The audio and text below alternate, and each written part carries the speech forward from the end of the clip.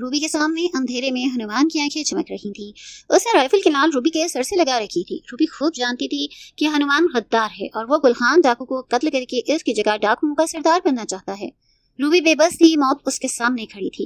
हनुमान ने दांत पीसकर गुस्से से कहा, रूबी, मैं हिंदू हूँ और मुसलमानों को जानी दुश्मन हूँ। मैंने एक हार में दोनों मुसलमानों को ज़िबाह कर दिया है। अब तुम भी अपनी मौत को गले लगाने के लिए तैयार हो जाओ। तो कल गुलखान डाकू की बड़ी बहन बनी फिरती थी ना, तुम्हारे बाद मैं गुलखान को भी गोली से उड़ाने वाला हूँ। रूबी खामोश खड़ी अंधेरे जंगल में गद्दार हिंदू हनुमान की तरफ देख रही थी और दिल ही दिल में खुदा को याद कर रही थी कि जिंदगी और मौत तो सिर्फ अल्लाह के इख्तियार में है। अचानक एक धमाका हुआ और सारा जंगल गूंज उठा। दाएं जानिब से 303 की गोली चीखती हुई आई और हनुमान की खोपड़ी को पाश पाश कर दूसरी तरफ निकल गई। हनुमान को इतनी मोहलत भी न मिल सकी कि वो अपनी बंदूक से फायर कर सकता। वो कटे हुए दरख्त की तरह धप से जमीन पर गिर पड़ा। रूबी ने ताज्जुब से उस तरफ देखा जिधर से फायर हुआ था। वो हैरान थी, ये कौन सा फरिश्ता आ गया जिसने ऐन वक्त उसकी जान बचाई। अंधेरे में से गुलखान डाकू का चेहरा नमूदार हुआ। इसका वफादार साथी नादिर खान उसके साथ था। गुलखान ने आगे बढ़ के रूबी के सर पर प्यार किया और बोला, रूबी बहन, अल्लाह ने ऐन वक्त पर मुझे यहाँ भेज दिया, नहीं तो गद्दार हनुमान आज तुझे हलाक कर चुका होता।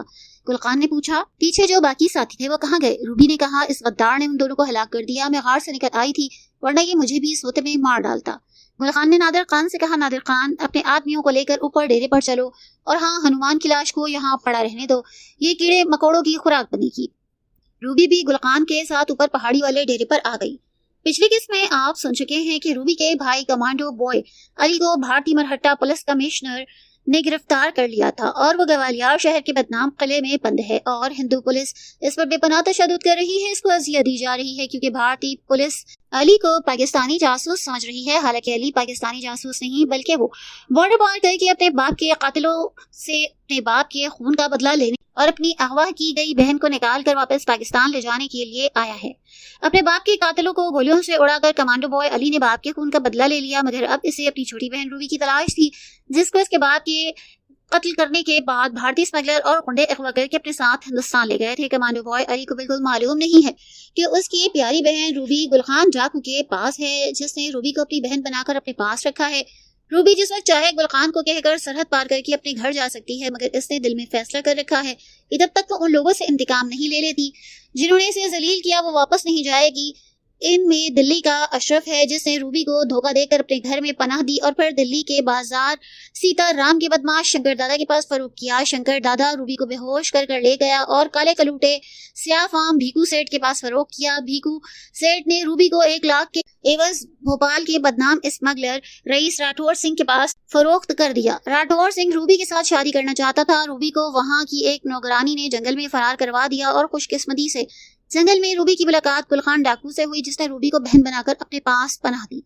रूबी के दिल में इंतकाम की आग सुलग रही थी। वो शंकर दादा, भीकू सेठ, अशरफ और बदकिरदार राठौर सिंह जैसे बदमाशों को हमेशा हमेशा के लिए खत्म करना चाहती थी, जो मासूम लड़कियों की जिंदगियां बर्बाद करते हैं और जो माशरे और इंसानियत की पेशानी पर बदनुमा दाग हैं।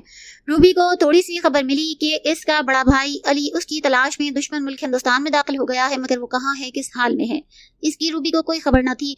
रूबी अपने भाई अली को भी साथ लेकर अपने प्यारे वतन जाना चाहती थी, मगर अभी तक वो दुश्मन मुल्क में थी। अब हम अपने दोस्त कमांडो बॉय अली की तरफ आते हैं और देखते हैं कि हमारा बहादुर कमांडो किस हाल में है। कमांडो अली ग्वालियर के बदनाम किले के तहखाने में हिंदू पुलिस की अजियतें बड़े सब्र और दलेरी से बर्दाश्त कर रहा था। कमांडो अली एक मुजाहिद पाकिस्तानी लड़की की तरह हर किस्म की तकलीफ सह रहा था, मगर क्या मजाल थी उसकी जबान से पाकिस्तान के खिलाफ एक लफ्ज निकलता। मरहट्टा हिंदू पुलिस कमिश्नर मकड़ खुद इस तहखाने में आकर इससे पूछताछ करता और बार बार कहता, लड़के, अगर तू हमें इतना बता दे कि तेरे साथी पाकिस्तानी जासूस यहाँ किस किस शहर में हैं और पाकिस्तान के एटमी बिजली घर कहूटा में कितने आदमी काम करते हैं, तो हम तुम्हें अभी छोड़ देंगे। मगर बहादुर और मुहिब्बे वतन कमांडो हर बार यही कहता रहा, मैं पाकिस्तानी जासूस नहीं हूँ, मैं मुहिब्बे वतन पाकिस्तानी हूँ, मैं मौत को खुशी से गले लगा लूंगा, मगर तुम्हारे किसी सवाल का कोई जवाब न दूंगा। पाकिस्तानी एटमी बिजली घर के बारे में एक लफ्ज भी नहीं बताऊंगा। 2 हफ्ते से कमांडो अली ग्वालियर के किले के तहखाने में बेपनाह अजियतें सह रहा था। कमांडो अली बड़ी साबित कदमी से ये मजालिम सहता रहा। वो शदीद दर्द और तकलीफ में आंखें बंद करके 5 वक्त की नमाज अदा करता, खुदा को हर वक्त याद करता। जब Hindu police commissioner commando Ali को इतनी अजियतें देने के बावजूद इससे कोई मालूमात हासिल न कर सका, तो इसने अपने इंस्पेक्टर से कहा, अभी इस लड़के को कुछ दिन आराम करने दो, जब उसकी हालत बेहतर होगी तो फिर से इसे अजियत देना शुरू कर देंगे। इस बार मैं इसे आग के शोलों के ऊपर उल्टा लटकाना चाहता हूँ। जब आग के شولو نے اس کے سر کو جھلسانا شروع کیا تو وہ خود بخود بول پڑے گا۔ چنانچہ کمانڈو بوائے علی کو تہہ خانے میں اکیلا چھوڑ دیا گیا۔ اس کو کھانے میں ایک وقت گوشت دیا جاتا تاکہ وہ جلدی جلدی صحت مند ہو کر دوبارہ اذیت برداشت کرنے کے قابل ہو جائے۔ ایک ہفتہ گزر گیا۔ کمانڈو علی کے بدن میں کھوئی ہوئی طاقت کافی حد تک لوٹ آئی۔ وہ تہہ خانے کے نیم اندھیرے میں زمین پر پڑا رہتا، اندازے سے نماز پڑھ کر اللہ کے حضور سجدہ کرتا، پاکستان کی سلامتی کی دعائیں کرتا، اللہ سے عرض کرتا کہ وہ اس کی بہن کو اپنی حفاظت میں صحیح سلامت رکھے۔ کمانڈو علی کی کوٹری کا دروازہ لوہے کی سلاخوں والا تھا۔ ایک سنتری تہہ خانے کے شروع میں اسٹول پر بیٹھا ہوا بندوق لے کر پہرا دیتا تھا۔ چونکہ اس تہہ خانے میں باہر سے کسی آدمی کے آنے کا سوال ہی پیدا نہیں ہوتا تھا، اس لیے تہہ خانے کے آگے کوئی پہرے دار نہیں تھا۔ پھر بھی کمانڈو بوائے کے تہہ خانے کے سلاخوں والے دروازے پر تالا پڑا رہتا۔ رات کے وقت ایک ادھیڑ عمر کا آدمی اس کو دال روٹی دینے آتا۔ کمانڈو علی نے محسوس کیا یہ آدمی جب آتا ہے تو اس کا چہرہ چپ ہوتا ہے۔ وہ کمانڈو علی کی طرف ہمدردانہ نظروں سے دیکھتا ہے۔ بھارت کے شہروں میں مسلمانوں کی تعداد کافی زیادہ تھی۔ ان مسلمانوں کے دلوں میں پاکستان کے لیے بے پناہ محبت اور پیار کا جذبہ تھا، مگر ہندو حکومت انہیں دبا کر رکھتی تھی۔ ہندوستان کے مسلمان کھل کر پاکستان سے اپنی محبت اور عقیدت کا اظہار نہیں کر سکتے۔ اس کے باوجود ان کے دلوں میں پاکستان کی محبت کا جذبہ موجود ہے۔ وہ اپنے گھروں اور مساجد میں نماز پڑھنے کے بعد پاکستان کی سلامتی کی دعائیں مانگتے ہیں۔ اگر یہ آدمی جو رات کو کمانڈو علی کے پاس دال روٹی لے کر آتا یہ بھی مسلمان تھا، اس کا نام اسلام شاہ تھا۔ یہ بڑی ہی دیر سے اس قلعے میں ملازم تھا۔ اسلام شاہ کو معلوم تھا یہ لڑکا یعنی کمانڈو علی پاکستانی ہے، اس پر پاکستانی جاسوس ہونے کا الزام ہے، اسے بے پناہ اذیت اور تکلیف دی جا رہی ہے۔ اسلام شاہ کے دل میں دین اسلام اور پاکستان سے بے پناہ محبت اور جوش تھا۔ کمانڈو علی کی حالت دیکھ کر اس سے برداشت نہ ہوتا، مگر وہ ہندوستانی مسلمان تھا اور گوالیار کی ایک قلعے کی جیل کا ملازم تھا، وہ کچھ کر نہیں سکتا تھا۔ لیکن جب کمانڈو علی کی اذیت انتہا کو پہنچ گئی تو اسلام شاہ نے کمانڈو علی کی مدد کرنے کا فیصلہ کیا۔ ایک رات کمانڈو علی اپنے تہہ خانے میں فرش پر پڑا خدا کے حضور دعا کر رہا تھا، دل میں اپنی بہن کی سلامتی کی دعائیں مانگ رہا تھا کہ اسلام شاہ اس کے لیے روز کی طرح دال روٹی لایا۔ پہرے دار سنتری روزانہ کی طرح راہداری کے کونے میں اسٹول پر بیٹھا ہوا تھا۔ وہ جانتا تھا کہ جمعدار اسلام شاہ رات کو پاکستانی قیدی کے لیے دال روٹی لاتا ہے، اس لیے سنتری نے اس طرف توجہ نہ دی۔ کمانڈو علی بھی خاموشی سے آنکھیں بند کیے فرش پر لیٹا رہا۔ آج کمانڈو علی کے سر اور سینے کے زخم کافی اچھے ہو گئے تھے۔ 4-5 روز سے اسے کوئی اذیت نہیں دی گئی۔ پولیس کمشنر اس انتظار میں تھا کہ کمانڈو علی کی صحت تھوڑی بہتر ہو جائے تو پھر نئی اذیت کا سلسلہ شروع کیا جائے۔ جمعدار اسلام شاہ نے لوہے کی سلاخوں کے نیچے دال روٹی والا ٹین کا ڈبہ اندر کر دیا اور کہا، کھانا کھا لو۔ وہ ہر رات یہی کہتا۔ کمانڈو علی نے آنکھیں بند رکھی، کوئی جواب نہ دیا۔ وہ یہ فکرہ روز سننے کا عادی ہو چکا تھا۔ اسے یہ معلوم نہیں تھا کہ آج یہ نیک دل مسلمان اسلام شاہ نے سلاخوں کے ساتھ منہ لگا کر دھیمی آواز میں کہا، علی اس خط کو چھپا کے پڑھ لینا۔ یہ الفاظ علی کے کانوں میں پڑے تو وہ چونکا۔ اس نے سر گھما کر سلاخوں کی طرف دیکھا کہ جمعدار اسلام شاہ نے کاغذ کا ایک ٹکڑا جو طے کیا تھا اندر پھینک دیا اور چلا گیا۔ کمانڈو علی نے جلدی سے اپنی جگہ چھوڑی۔ وہ اٹھا اور خط اٹھا کر اپنے پاجامے کے نفے میں چھپا لیا۔ خاموشی سے روٹی کا ڈبہ اٹھایا اور کونے میں بیٹھ کر پتلی دال میں سوکھی روٹی ڈبو کے کھانے لگا۔ اس کا دل دھڑک رہا تھا۔ وہ سمجھ گیا کہ یہ جمعدار جو روزانہ رات کو اس کے لیے روٹی لاتا ہے مسلمان ہے، وہ اس کی مدد کرنا چاہتا ہے۔ اس کے دل میں اسلام کا جذبہ بیدار ہو گیا۔ کمانڈو علی اسلام شاہ کا خط پڑھنے کو بے چین تھا۔ جلدی جلدی اس نے روٹی کے چند نوالے کھائے اور نیفے سے خط نکال لیا۔ وہ اٹھ کر دروازے کی سلاخوں کے پاس گیا۔ پہرے دار سنتری دور اپنی جگہ پر روز کی طرح خاموش سر جھکائے بیٹھا تھا۔ تہہ خانے میں کہیں کہیں روشنی تھی۔ کمانڈو علی نے جلدی سے خط کو کھول کر پڑھنا شروع کیا۔ اسلام شاہ نے لکھا، میرے بیٹے، زیادہ نہیں لکھ سکتا، کل رات فرار کے لیے تیار رہنا، باقی سارا کام میں کر لوں گا۔ اس خط کو پرزے پرزے کر کے نالی میں بہا دینا۔ بس خط میں ٹیڑے میڑے اردو کے الفاظ میں اتنی تحریر لکھی تھی۔ کمانڈو علی نے 2-3 بار خط کو پڑھا، پھر اس کے پرزے کر کے اسے تہہ خانے کی کونے والی نالی میں پانی کے ڈونگے کی مدد سے بہا دیا۔ اب علی سوچنے لگا، یہ بوڑھا مسلمان جس کے دل میں اسلام کا سچا جذبہ بیدار ہوا ہے، اس کی کیا مدد کرے گا اور اسے اتنے زبردست اور چاروں طرف سے بند قلعے میں سے کیسے فرار کروائے گا؟ کمانڈو علی کی سمجھ میں کچھ نہ آتا تھا۔ کسی نہ کسی طرح اس نے باقی رات اور اگلا پورا دن گزار دیا۔ دوسرے دن کی رات آئی۔ عین اپنے وقت پر جمعدار اسلام شاہ آیا۔ اس نے علی کی طرف بے چینی سے دیکھا۔ اسلام شاہ کے ایک ہاتھ میں دال روٹی والا ٹین کا ڈبہ تھا، مگر دوسرے ہاتھ میں آج چائے کی ایک چینک اور 2 پیالیاں تھیں۔ کمانڈو علی کی سمجھ میں کچھ نہ آیا کہ جمعدار اسلام شاہ یہ چائے کس کے لیے لایا ہے۔ جمعدار اسلام شاہ نے خاموشی سے روٹی کا ڈبہ سلاخوں کی طرف اندر کر دیا اور روز کی طرح کرخ لہجے میں کہا، کھاؤ روٹی۔ علی نے خاموشی سے روٹی کا ڈبہ اٹھایا اور اسلام شاہ کی طرف دیکھا کہ آج اس نے اس تہہ خانے سے فرار کا وعدہ کیا تھا، یہ اسے کس طرح فرار کرائے گا۔ جمعدار اسلام شاہ نے چند قدموں کے فاصلے پر اسٹول پر بیٹھے سنتری سے کہا، لالا جی گرما گرم چائے لایا ہوں، ایک پیالی دوں؟ کینٹین سے ادھار ہی لایا ہوں، آج سر میں بڑا درد ہو رہا ہے۔ سنتری نے دور ہی سے کہا، ایک پیالی دے دو جمعدار۔ جمعدار اسلام شاہ وہاں فرش پر بیٹھ گیا۔ اس نے چینک میں سے چائے پیالی میں ڈالی اور بڑے ہی ادب سے چل کے سنتری کو چائے پیش کی۔ کمانڈو علی کی سمجھ میں کچھ نہ آ رہا تھا کہ جمعدار اسلام شاہ کیا ڈرامہ کر رہا ہے۔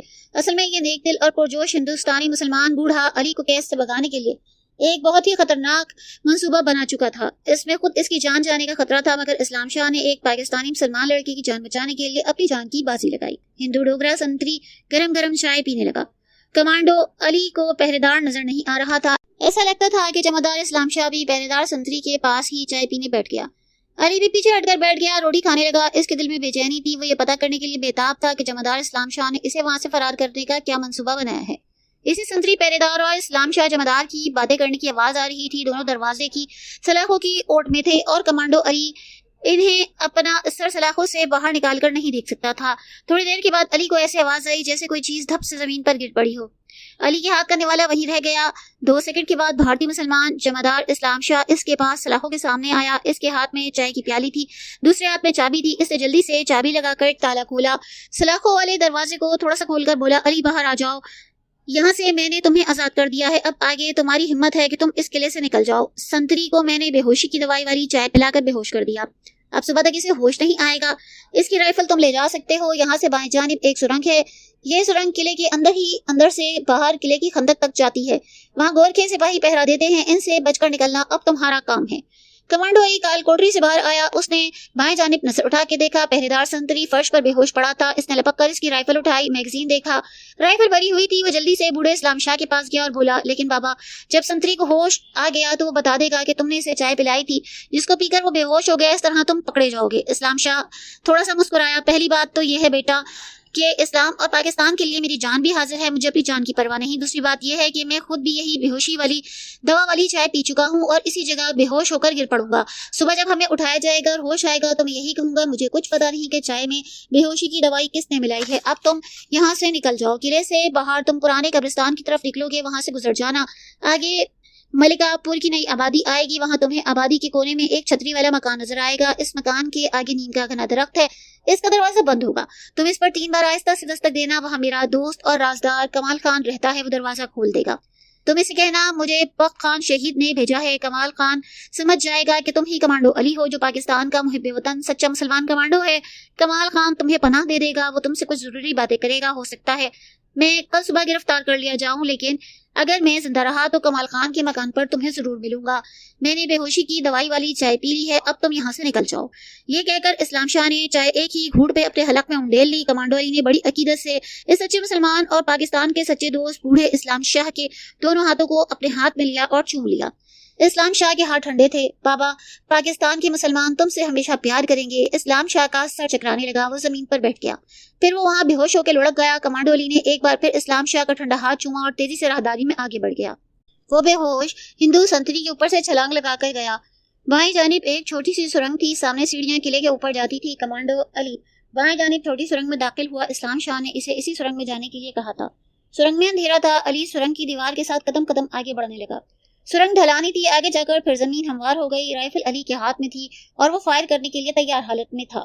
جھک کر اندھیرے میں آنکھیں پھاڑ کر دیکھتا آگے بڑھ رہا تھا۔ سرنگ میں تازہ ہوا آنے لگی، وہ سمجھ گیا سرنگ کا باہر والا دروازہ قریب ہے اور یہ ہوا باہر کی جانب سے اسی دروازے سے آ رہی ہے۔ اسلام شاہ نے کہا تھا کہ دروازے کے باہر قلعے کے ارد گرد کھائی یعنی خندق ہے، خندق کے آس پاس گورکھا سپاہی پہرا دیتے ہیں۔ کمانڈو علی محتاط ہو گیا، سرنگ بالکل خالی تھی۔ اس نے اپنی رفتار تیز کر دی، اسے دور اندھیرے میں ستاروں کی نیلی روشنی نظر آنے لگی۔ یہ سرنگ کا ایک چھوٹا سا شگاف تھا، ستاروں کی روشنی اس شگاف سے اندر آ رہی تھی۔ کمانڈو علی شگاف کے قریب جا کے بیٹھ گیا۔ شگاف کے منہ پر درختوں کی شاخیں ڈالی گئی تھی، نیلی رات کی ہلکی ہلکی روشنی ان شاخوں سے اندر آ رہی تھی۔ کمانڈو علی جیل کے لباس میں تھا، وہ پاؤں سے بھی ننگا تھا، مگر اس کے جسم میں طاقت ایک بار پھر آ گئی تھی۔ وہ پورا کمانڈو بن چکا تھا، ایک سچا محب وطن پاکستانی مسلمان کمانڈو بوائے۔ علی رینگتا ہوا سرنگ کے شگاف سے نکل گیا۔ ایک عرصے کے بعد رات کی تازہ ٹھنڈی ہوا میں آنے سے اس کے اعصاب بیدار ہوئے۔ اس کے سامنے قلعے کی خندق تھی جس میں پانی بھرا تھا، وہ اس خندق کو تیر کر پار کر سکتا تھا، مگر یہاں گورکھے سپاہیوں کا خطرہ منڈلا رہا تھا۔ کمانڈو علی کو کچھ علم نہ تھا کہ وہ کہاں ہے۔ علی نے اللہ کا نام لیا، پھر دل میں مولا مشکل کشا علی کے نام کا ورد کیا اور خندق کے کنارے کی طرف رینگنے لگا۔ جب وہ خندق کے کنارے پر جھاڑیوں کے قریب پہنچا تو اسے 2 آدمیوں کے باتیں کرنے کی آواز آئی اور ان کے قدموں کی چاپ سنائی دی۔ علی لپک کر جھاڑیوں کی اوٹ میں ہو گیا۔ یہاں اندھیرا تھا، علی کا دل زور زور سے دھڑک رہا تھا۔ یہ 2 گورکھے سپاہی تھے جو آہستہ آہستہ باتیں کرتے گشت کرتے جھاڑیوں کی طرف آ رہے تھے۔ جب وہ قریب آئے تو کمانڈو علی نے رائفل کی نال کا رخ ان کی طرف کیا۔ دونوں گور کے سپاہی آہستہ آہستہ ٹہلتے اس کے قریب سے گزر گئے۔ علی نے اپنا سانس روک لیا۔ جب دونوں سپاہیوں کے جسم رات کے اندھیرے میں دور جا کے غائب ہو گئے تو کمانڈو علی نے جھک کر نیچے خندق کی نہر کو دیکھا۔ یہ خندق پانی سے لبالب بھری تھی۔ علی کے پاس وقت نہیں تھا۔ جب اسے یقین ہو گیا کہ دونوں گورکھا سپاہی کافی دور نکل گئے ہیں تو وہ کنارے کی جھاڑیوں کو پکڑ کر خندق والی نہر میں اتر گیا۔ پانی ٹھنڈا تھا، اس کے پاؤں نیچے زمین پر نہ لگے۔ خندق کافی گہری تھی۔ علی ایک زبردست تیراک تھا۔ اس نے رائفل والا ہاتھ پانی سے باہر اوپر اٹھائے رکھا۔ وہ بڑے ہی آرام سے ایک بازو اور دونوں ٹانگوں کی مدد سے پانی میں تیرنے لگا۔ وہ اتنی احتیاط سے تیر رہا تھا کہ پانی میں ذرا بھی آواز پیدا نہ ہو۔ آخر وہ تیرتا ہوا خندق کے دوسرے کنارے پہنچ گیا۔ اس نے رائفل کو کنارے پر پھینکا، دونوں ہاتھوں سے سرکنڈوں کا سہارا لے کے اپنے آپ کو کنارے پر اٹھایا۔ کنارے پر آتے ہی علی نے بہت تیزی سے رائفل اٹھائی اور وہاں لیٹ کر اندھیرے میں چاروں طرف غور غور سے دیکھنے لگا۔ خندق کا یہ کنارہ ویران تھا۔ پیچھے قلعے کی خوفناک سیاہ بلند دیوار نظر آ رہی تھی۔ ایک طرف دور قلعے کی دیوار کے اوپر بجلی کا بڑا بلب روشن تھا۔ اس کی روشنی علی تک نہیں آ رہی تھی۔ اس کے سامنے ویران چھوٹا میدان تھا۔ کمانڈو علی تیزی سے اٹھا، میدان میں اتر کر سامنے کی طرف دوڑنے لگا۔ اس وقت تک دوڑتا رہا جب تک کہ میدان ختم نہ ہوا۔ یہاں آگے ایک جانب پرانے قبرستان کی دیوار تھی۔ اسی قبرستان کے بارے میں اسلام شاہ نے اسے بتایا تھا۔ علی کو یہ معلوم کرنا تھا کہ کیا واقعی یہ وہی قبرستان ہے۔ وہ دیوار کے ساتھ ساتھ ایک طرف چل پڑا۔ چند قدم آگے چلنے کے بعد دروازہ آیا۔ علی نے دیکھا کہ اندر قبریں ہی قبریں ہیں، اندھیرے میں اونچی ڈھیریوں کی طرح بنی ہیں۔ وہ ٹھیک راستے پر جا رہا تھا۔ وہ قبروں کے بیچ سے ہو کر چلنے لگا۔ قبرستان کے دوسرے کنارے پر پہنچنے کے بعد اسے دیوار کے اوپر سے دور نئی آبادی کی روشنیاں نظر آئیں۔ کمانڈو علی سمجھ گیا کہ یہی مرکہ پل کی نئی آبادی ہے۔ یہاں اسلام شاہ کے دوست اور رازدار کمال خان کا مکان ہے۔ علی کو اس مکان میں جانا تھا۔ وہ تیز تیز قدموں سے قبرستان سے نکل کر کمال خان کے مکان والی بستی کی طرف چلنے لگا۔ وہ کھیتوں میں سے گزر رہا تھا۔ یہ گندم کے کھیت تھے، فصل اونچی تھی۔ کمانڈو علی اس کی اوٹ میں جھک کر چل رہا تھا۔ جب وہ کھیتوں سے باہر نکلا تو سامنے ملکہ پور کی آبادی کے مکان نظر آنے لگے۔ ان مکانوں میں کہیں کہیں روشنی ہو رہی تھی۔ ابھی رات کے 10 ساڑھے 10 بجے کا وقت ہوگا۔ کھیتوں کے باہر آ کر کمانڈو علی جو ہی ملکہ پور کی آبادی کی طرف بائیں جانب بڑھا، کسی نے بلند آواز سے للکارا، جہاں کھڑے ہو وہاں کھڑے رہو۔ علی ایک سیکنڈ کے اندر اچھل کر دوسری طرف گر گیا۔ زمین پر گرتے ہی اس نے اپنے آپ کو لڑکایا اور لڑکتا ہوا ایک درخت کے پیچھے بجلی کی تیزی سے رائفل کا رخ اس طرف کر لیا جدھر سے اسے کسی مرد کی آواز آئی تھی۔ وہ آنکھیں کھولے اندھیرے میں دیکھ رہا تھا۔ پھر اسے ایک مرد کا سایہ نظر آیا جو اس کی طرف آ رہا تھا۔ جہاں سے کمانڈو علی نے ایک طرف چھلانگ لگائی تھی، انسان وہاں آ کر رک گیا۔ یہ کوئی ایسا آدمی تھا جس نے اپنے سر پر کپڑا لپیٹ رکھا تھا۔ اس نے بلند آواز سے کہا، باہر نکل آؤ، تم بچ نہیں سکتے۔ کمانڈو علی نے بڑے ہی آرام سے رائفل کی نال کا رخ اس آدمی کی طرف کر لیا اور ٹریگر پر اپنی انگلی رکھ دی۔ یہ آدمی کمانڈو علی کی جان نہیں چھوڑتا لگتا تھا۔ حلیے سے وہ اندھیرے میں بھی چوکیدار لگ رہا تھا۔ اس کے ہاتھ میں بندوق یا رائفل کی جگہ ایک ڈانگ تھی۔ علی اسے یوں ہی ہلاک نہیں کرنا چاہتا تھا، لیکن یہ شخص اس کے لیے مصیبت بن سکتا تھا، اس کی ساری کامیابی کو خاک میں ملا سکتا تھا۔ علی نے رائفل کے ٹریگر پر انگلی رکھے، جھاڑیوں میں خاموشی سے بے حس و حرکت بیٹھ کر اس شخص کو دیکھنا مناسب سمجھا۔ علی کو یہ خیال آیا کہ قلعے میں کسی بھی وقت اس کے فرار کا راز فاش ہو سکتا ہے، اور اگر ایسا ہوا تو قلعے کا سائرن چیخ اٹھے گا، پولیس کی گاڑیاں شور مچاتی اس کی تلاش میں تمام علاقے میں پھیل جائیں گی۔ علی جتنی جلدی ہو سکے کمال خان کے گھر میں پناہ لینا چاہتا تھا۔ چوکیدار کی زندگی ابھی باقی تھی، وہ خود ہی وہاں سے چل دیا۔ اس کے جانے کے بعد کمانڈو علی آہستہ سے جھاڑیوں سے نکلا اور ملکہ پور کی آبادی کی طرف چل پڑا۔ یہ کافی بڑی آبادی تھی۔ کئی مکانوں کے باہر برآمدوں میں اور گیٹ کے باہر بلب روشن تھے۔ وہ نہیں چاہتا تھا کہ کوئی اسے وہاں دیکھے۔ اس نے آبادی کے اندر داخل ہونے سے پہلے غور سے مکانوں کو دیکھا۔ یہاں ایک منزلہ مکان بھی تھے، 2 منزلہ بھی تھے۔ ایک جگہ اس کو نیم کا گھنا پیڑ نظر آیا۔ اس کے ساتھ ہی ایک منزلہ کوٹر نما مکان تھا جس کے اوپر چھوٹی سی پکی چھتری سی بنی تھی۔ چھتری پر ایک چھوٹا سا بلب جل رہا تھا۔ یہی کمال خان کا مکان تھا۔ اسلام شاہ نے اسی مکان کے متعلق اسے بتایا تھا۔ علی کے کپڑے قیدیوں والے تھے، ہاتھ میں رائفل تھی، سے خطرہ تھا کہیں یہاں چوکیدار کسی طرف سے نہ نکل آئے۔ وہ جلدی سے مکان کے بند دروازے پر گیا، آہستہ سے 3 بار دستک دی، دروازہ کھل گیا۔ علی کے سامنے ایک اونچا لمبا آدمی کھڑا تھا۔ اس نے غور سے علی کی طرف دیکھا۔ وہ سمجھ گیا کہ پاکستانی کمانڈو علی ہے، مگر وہ اپنی تسلی کرنا چاہتا تھا۔ اس نے پوچھا، کس سے ملنا ہے برخودار؟ کمانڈو علی نے کہا، مجھے بخت خان شہید نے بھیجا ہے، جلدی سے اندر آ جاؤ۔ یہ کہہ کر وہ آدمی پیچھے ہٹ گیا۔ علی ایک کونے میں چھوٹے سے کمرے میں چلا گیا جہاں پلنگ بچھا ہوا تھا، 2 کرسیاں پڑی تھیں، دیوار پر مکہ معظمہ کا کیلنڈر لٹک رہا تھا، میز کے نیچے جائے نماز رکھی تھی، بتی چل رہی تھی۔ اس آدمی نے کہا، میرا نام کمال خان ہے، مجھے اسلام شاہ نے تمہارے بارے میں سب کچھ بتایا تھا۔ تمہیں یہاں آتے کسی نے دیکھا تو نہیں؟ جی نہیں، میرا خیال ہے کسی نے نہیں دیکھا۔ کمال خان نے کہا، بیٹھ جاؤ۔ علی پلنگ پر بیٹھ گیا۔ کمال خان نے بتی بجھا دی، اس کی جگہ موم بتی روشن کر دی، پھر علی کی طرف دیکھا اور بولا، یہ رائفل اور یہ قیدیوں والے کپڑے اتار کر مجھے دے دو، میں تمہارے لیے دوسرے کپڑے لاتا ہوں۔ کمال خان کی چھوٹی چھوٹی داڑھی تھی، ماتھے پر نماز پڑھنے کی وجہ سے محراب کا نشان پڑا تھا۔ شکل سے یہ شخص کمال خان بڑا نیک اور دیندار، نمازی، پرہیزگار لگتا تھا۔ وہ علی کے لیے پتلون قمیض لے آیا۔ علی نے قیدیوں کے کپڑے اتار کر پتلون قمیض پہن لی۔ کمال خان نے رائفل اور قیدیوں والے کپڑوں کو پلاسٹک کے ایک کالے لفافے میں بند کیا اور کہنے لگا، تم اس کمرے میں بیٹھو، میں ان چیزوں کو ایک ویران کنویں میں پھینک کر آتا ہوں. وہ ایسی جگہ ہے جہاں سے پولیس زندگی بھر بھی تلاش کرتی رہے تو ان کا پتہ نہیں چلا سکتی. کمال خان دروازہ بند کر کے چلا گیا. کمانڈو علی نے کمرے کا جائزہ لیا. اس کمرے کی ایک طرف کھڑکی تھی جو بند تھی، روشن دان بھی بند تھا. علی کی سمجھ میں نہیں آ رہا تھا کہ کمال خان اسے یہاں پولیس کی نظروں سے کیسے چھپائے گا، کیونکہ یہ علاقہ جیل کے ساتھ تھا اور جب قلعے سے علی کے فرار کا راز فاش ہوگا تو پولیس اس تمام علاقے کو گھیرے میں لے لے گی، تمام گھروں کی تلاشی لے گی. علی نے اس کھڑکی کو کھول کر باہر دیکھنا چاہا، پھر اس نے اپنا ارادہ ملتوی کر دیا. 10 منٹ کے بعد کمال خان واپس آیا. آتے ہی بولا، میرے ساتھ آؤ. کمانڈو علی کا خیال تھا کہ شاید کمال خان اسے کسی دوسرے مکان یا کسی دوسری جگہ چھپانے کے لیے لے جا رہا ہے، مگر ایسا نہیں تھا. وہ علی کو اس کمرے سے دوسرے کمرے میں لے گیا جو پہلے کمرے سے چھوٹا تھا. یہاں کونے میں لکڑی کے پرانے کھوکھے پڑے ہوئے تھے. کمال خان نے بتی روشن کی. وہ جلدی جلدی کھوکھوں کو پیچھے ہٹانے لگا. ابھی اس نے پہلا کھوکھا ہٹایا تھا کہ اچانک قلعے کا سائرن چیخ اٹھا. کمال خان کا ہاتھ وہیں رک گیا. اس نے علی کی طرف دیکھ کر کہا، تمہارے فرار کا پتہ چل گیا ہے. یہ قلعے کی جیل کا سائرن ہے. اس کا مطلب ہے کہ کوئی خطرناک قیدی جیل سے فرار ہو گیا ہے. تم فکر نہ کرو، تم یہاں محفوظ ہو. میرے پیچھے پیچھے چلے آؤ. کھوکھوں کے پیچھے ایک تنگ و تاریک سیڑھی نیچے تہہ خانے میں جاتی تھی. علی اپنے محسن کمال خان کے ساتھ نیچے تہہ خانے میں داخل ہوا. تہہ خانے میں کمال نے علی کے چھپنے کا پورا انتظام کیا تھا. تازہ ہوا کے لیے ایک طرف گول سوراخ تھا، موم بتی جل رہی تھی. تخت پوش پر بستر لگا تھا. کمال خان نے کہا، غسل خانہ اس کے اندر دیوار کے پیچھے ہے. ہمارے یہاں پانی کا مٹکا بھی پڑا ہوا ہے، میں تمہیں کھانا پہنچا دوں گا. کمانڈو علی نے پوچھا، انکل مجھے کب تک یہاں رہنا ہے؟ کمال خان نے کہا، بیٹا جب تک میں مناسب نہیں سمجھتا تم اسی جگہ رہو گے. جب میں دیکھوں گا کہ اب حالات سازگار ہیں تو تمہیں دوسری جگہ لے جاؤں گا. ابھی تم یہاں خاموشی سے رہو کیونکہ جیل میں تمہارے فرار کا شور مچا ہے. ہو سکتا ہے پولیس تمہیں تلاش کرتے یہاں بھی پہنچے. یہ کہہ کر کمال خان زینہ چڑھ کر اوپر تہہ خانے سے چلا گیا. اس نے تہہ خانے کا دروازہ بند کر کے آگے کھوکھے رکھ دیے. جیل کا سائرن خاموش ہو گیا، مگر اب ملکا پور کی آبادی میں پولیس کے بھاگنے دوڑنے کی آوازیں آنے لگی. یہ آبادی قلعے کی جیل کے بالکل سامنے تھی. کمال خان نے موم بتی بجھا دی اور خاموشی سے بستر پر لیٹ گیا. اس کے کان پولیس کی گاڑیوں کی آواز پر لگے تھے. کوئی 15-20 منٹ کے بعد پولیس کی ایک جیپ کمال خان کے مکان کے باہر رکی. کیونکہ مغرب کی طرف یہ مکان آبادی کا سب سے پہلا مکان تھا، کمال خان اس کے لیے بالکل تیار تھا. کسی نے دروازے پر زور سے ہاتھ مارا. ایک کرخت آواز آئی، دروازہ کھولو. کمال خان نے کمرے کی بتی روشن کی اور باہر جا کے دروازہ کھولا اور آنکھیں ملتے ہوئے پوچھا، کیا بات ہے سنتری جی؟ سامنے ایک سکھ پولیس کانسٹیبل کھڑا تھا. پیچھے جیپ میں 3 سپاہی اور ایک تھانے دار بیٹھا تھا. سکھ کانسٹیبل نے کہا، ایک قیدی قلعے کی جیل سے بھاگ گیا. بھائی صاحب وہ قیدی یہاں تو نہیں آیا، آپ بے شک تلاشی لے لیں.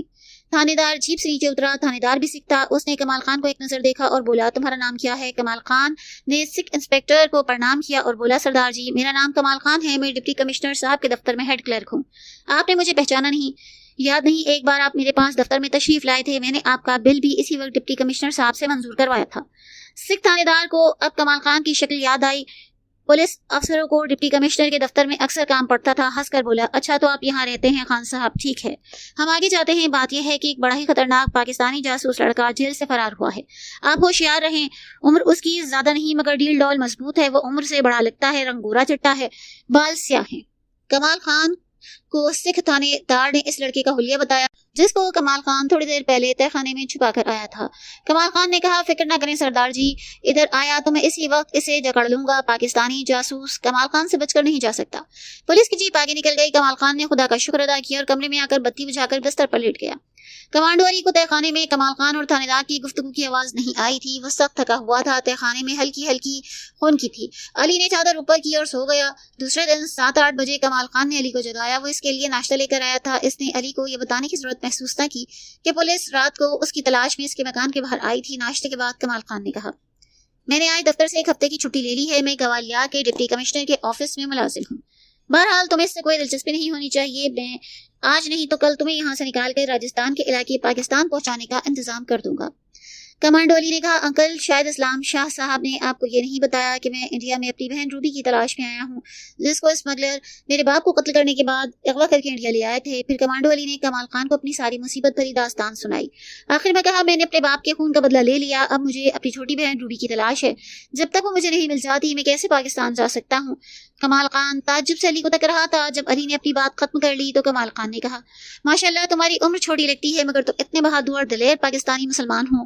شاباش، یہ غیرت مند مسلمان کو ایسا ہی بہادر اور دلیر ہونا چاہیے. مجھے خوشی ہے کہ تم اپنے باپ کے خون کا بدلہ لے چکے ہو اور اس کے قاتلوں کو تم نے خود قتل کیا. مگر بیٹا، اپنی بہن کو تم اتنے بڑے ملک میں کہاں تلاش کرو گے؟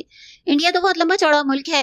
کمانڈو علی نے کہا انکل مجھے دلی سے سراغ ملا تھا کہ میری چھوٹی بہن روبی کو کلکتے کے بدماش بیگو سیٹ نے گوالیار کے بدنام دیوان سنگھ راٹھور کے پاس فروخت کیا جو اس سے شادی کرنے والا تھا. پھر مجھے پتا چلا میری بہن کی ایک خادمہ نے اس کی مدد کی اور وہ شادی سے 2 روز پہلے دیوان سنگھ راٹھور کے محل سے فرار ہو کر کسی طرف روپوش ہو گئی. میں نے اس کی تلاش میں گوالیار کے سارے جنگل چھان مارے مگر مجھے میری بہن کا کوئی نشان نہ ملا. میں اسی پریشانی میں پھرتا پھراتا شہر میں آیا تو پولیس نے مجھے گرفتار کر کے قلعے کی جیل میں بند کر دیا. وہاں مجھ پر بڑے ہی ظلم ہوئے. یہی سمجھتے رہے یہ لوگ کہ میں پاکستانی جاسوس ہوں. حالانکہ حقیقت یہ ہے کہ میں ایک محب وطن پاکستانی ہوں مگر پاکستانی جاسوس نہیں. وہاں اگر شاہ صاحب میری مدد نہ کرتے تو میں وہاں سے کبھی نہ نکلتا. خدا جانے وہ کس حالت میں ہوں گے. پولیس نے انہیں ضرور گرفتار کر لیا ہوگا. کمال خان مسکرایا اور بولا میں نے صبح ہوتے ہی پتہ کر لیا ہے. اسلام شاہ صاحب بالکل خیریت سے ہیں. ان پر کسی نے شک نہیں کیا کیونکہ وہ جیل میں بڑی دیر سے دیانتداری سے کام کر رہے ہیں. وہ تم سے ملنے آئیں گے. کمانڈو علی یہ سن کر بہت خوش ہوا. انکل شاہ صاحب نے میرے لیے جو کام کیا وہ کوئی نہیں کر سکتا. میں ان کا تمام عمر احسان مند رہوں گا. کمال خان نے کہا علی بیٹا یہ تمہیں معلوم ہی نہیں کہ ہم یہاں کے مسلمان پاکستان سے کتنی محبت کرتے ہیں. جب ہم سنتے ہیں کہ پاکستان ترقی کر رہا ہے تو ہم بہت خوش ہوتے ہیں. ہمارے سینے خوشی سے پھول جاتے ہیں. جب ہم کبھی سنتے ہیں کہ پاکستان میں مسلمان آپس میں لڑ جھگڑ رہے ہیں تو ہمیں بہت دکھ ہوتا ہے. پاکستان ہمارا قلعہ ہے, اسلام کا قلعہ ہے. یہ ہماری حفاظت کرتا ہے. ہمیں اس کی حفاظت کرنی چاہیے. بس یہی ایک وجہ ہے کہ اسلام شاہ صاحب نے تمہیں جیل سے فرار کرانے کا خطرہ مول لیا اور میں بھی تمہیں اس تہخانے میں لے آیا. اسلام ہمارا سب سے اعلیٰ اور مقدس رشتہ ہے. کمانڈو علی کمال خان کی باتوں سے بہت متاثر ہوا. اس نے کہا انکل کسی طرح میری بہن کا پتہ کرائیں. وہ کہاں ہے, کس حال میں ہے؟ مجھے اتنا پتہ لگ چکا ہے کہ وہ اسی شہر یعنی گوالیار کے علاقے میں کہیں روپوش ہے. کمال خان کچھ دیر سوچ میں پڑ گیا. پھر علی کی طرف دیکھ کر بولا میرا ایک دوست ہے نادر خان اس کا نام ہے. ویسے تو وہ بہت شریف خاندان سے تعلق رکھتا ہے اور بہت نیک دل جوان ہے لیکن کسی وجہ سے اس پر ایک جھوٹا مقدمہ بن گیا تھا. اسے گوالیار کی عدالت سے سزا ہوئی. وہ آزاد جوان تھا, قید نہیں رہ سکتا تھا. جیل توڑ کر جنگل میں بھاگ گیا. گل خان ڈاکو کے ساتھ مل گیا. کمانڈو علی نے کہا تو کیا وہ ڈاکو بن گیا؟ کمال خان نے کہا وہ گل خان ڈاکو کا گہرا دوست ہے, اس کا باڈی گارڈ ہے. مگر ان ڈاکوؤں نے کبھی کسی بے گناہ اور غریب آدمی کو تنگ نہیں کیا. وہ تو مصیبت زدہ اور غریب لوگوں کی مدد کرتے ہیں. نادر خان کبھی کبھی رات کو میرے مکان پر مجھ سے ملنے آتا ہے. اس بار وہ آیا تو میں اس سے تمہاری بہن روبی کے بارے میں پوچھوں گا. ان لوگوں کو پتا ہوتا ہے کہ کون کون مفرور کہاں کہاں چھپا ہے. کمانڈو علی نے دل میں سوچا کہ روبی کو بھلا کسی ڈاکو کے پاس جانے کی کیا ضرورت. وہ یہ جانتا ہی نہ تھا کہ روبی اسی ڈاکو گل خان کے پاس ہے اور اس کی بہن بن کر رہ رہی ہے. وہ کہنے لگا انکل نادر خان جانے کب آپ کے پاس آئے. میں چاہتا ہوں کہ خود جنگل میں نکل جاؤں, ایک بار پھر اپنی بہن روبی کو تلاش کروں کیونکہ مجھے اتنا یقین ہے روبی گوالیار شہر میں کہیں نہیں. کمال خان بولا میرا خیال ہے تمہیں یہ خطرہ بھی مول نہیں لینا چاہیے کیونکہ تم نئے نئے جیل سے بھاگے ہو. پولیس تمہیں جنگلوں میں تلاش کرتی پھرے گی. علی نے کہا لیکن انکل مجھ سے یہاں بھی نہیں رہا جاتا. بہن کی یاد ستاتی ہے. خدا جانے وہ کس حال میں ہوگی. میں اڑ کے اس کے پاس جانا چاہتا ہوں. کمال خان کہنے لگا تم فکر نہ کرو, اللہ نے چاہا تو تمہاری بہن کا ضرور پتہ چلے گا. ابھی تم یہاں رہو, ذرا حالات ٹھیک ہو جائیں تو میں تمہیں خود ساتھ لے کر تمہاری بہن کی تلاش میں جنگل چلوں گا. یہ کہہ کر کمال خان چلا گیا. دوسرے دن رات کا ایک وقت گزر گیا. کمانڈو علی تہخانے میں ابھی سویا ہی تھا کہ کمال خان جلدی سے سیڑھیاں اتر کر نیچے تہخانے میں آیا اور بولا جلدی سے یہاں سے نکل چلو. وہ بڑا گھبرایا ہوا تھا. کمانڈو علی فوراً اٹھ بیٹھا. کمال خان نے کہا کسی نے مخبری کر دی ہے کہ تم میرے پاس چھپے ہو, جلدی سے میرے ساتھ آؤ. کمانڈو علی اسی وقت کمال خان کے ساتھ تہخانے سے نکل کر اوپر والے کمرے میں آیا. کمال خان اسے مکان کے پچھلے دروازے سے نکال کر باہر لے گیا. باہر اندھیرے میں ایک بند جیپ کھڑی تھی. کمال خان بولا یہ جیپ تمہیں ایک خفیہ مقام پر لے جائے گی, جلدی سے بیٹھ جاؤ, میں تمہیں وہیں ملوں گا. کمانڈو علی جیپ کا دروازہ کھول کر اندر بیٹھا. جیپ ایک طرف تیزی سے چل پڑی. جیپ چاروں طرف سے بند تھی. اندر اندھیرا تھا. ملک پور کی آبادی سے نکل کر جیپ شہر کے ایک ویران علاقے کی طرف جا رہی تھی. علی کو کچھ معلوم نہ تھا کسی کہاں لے جایا جا رہا ہے. جیپ 1 گھنٹہ چلتی رہی. کبھی کبھی کمانڈو علی جیپ کے پیچھے گرا ہوا ترپال ذرا سے اٹھا کے دیکھتا. اس وقت جیپ ایسے علاقے سے گزر رہی تھی جہاں چاروں طرف تاریکی ہی تاریکی تھی. 1 گھنٹے کے بعد جیپ بائیں جانب گھوم گئی اور اس کی رفتار مدھم ہوئی. پھر ایک دھچکے سے جیپ رکی.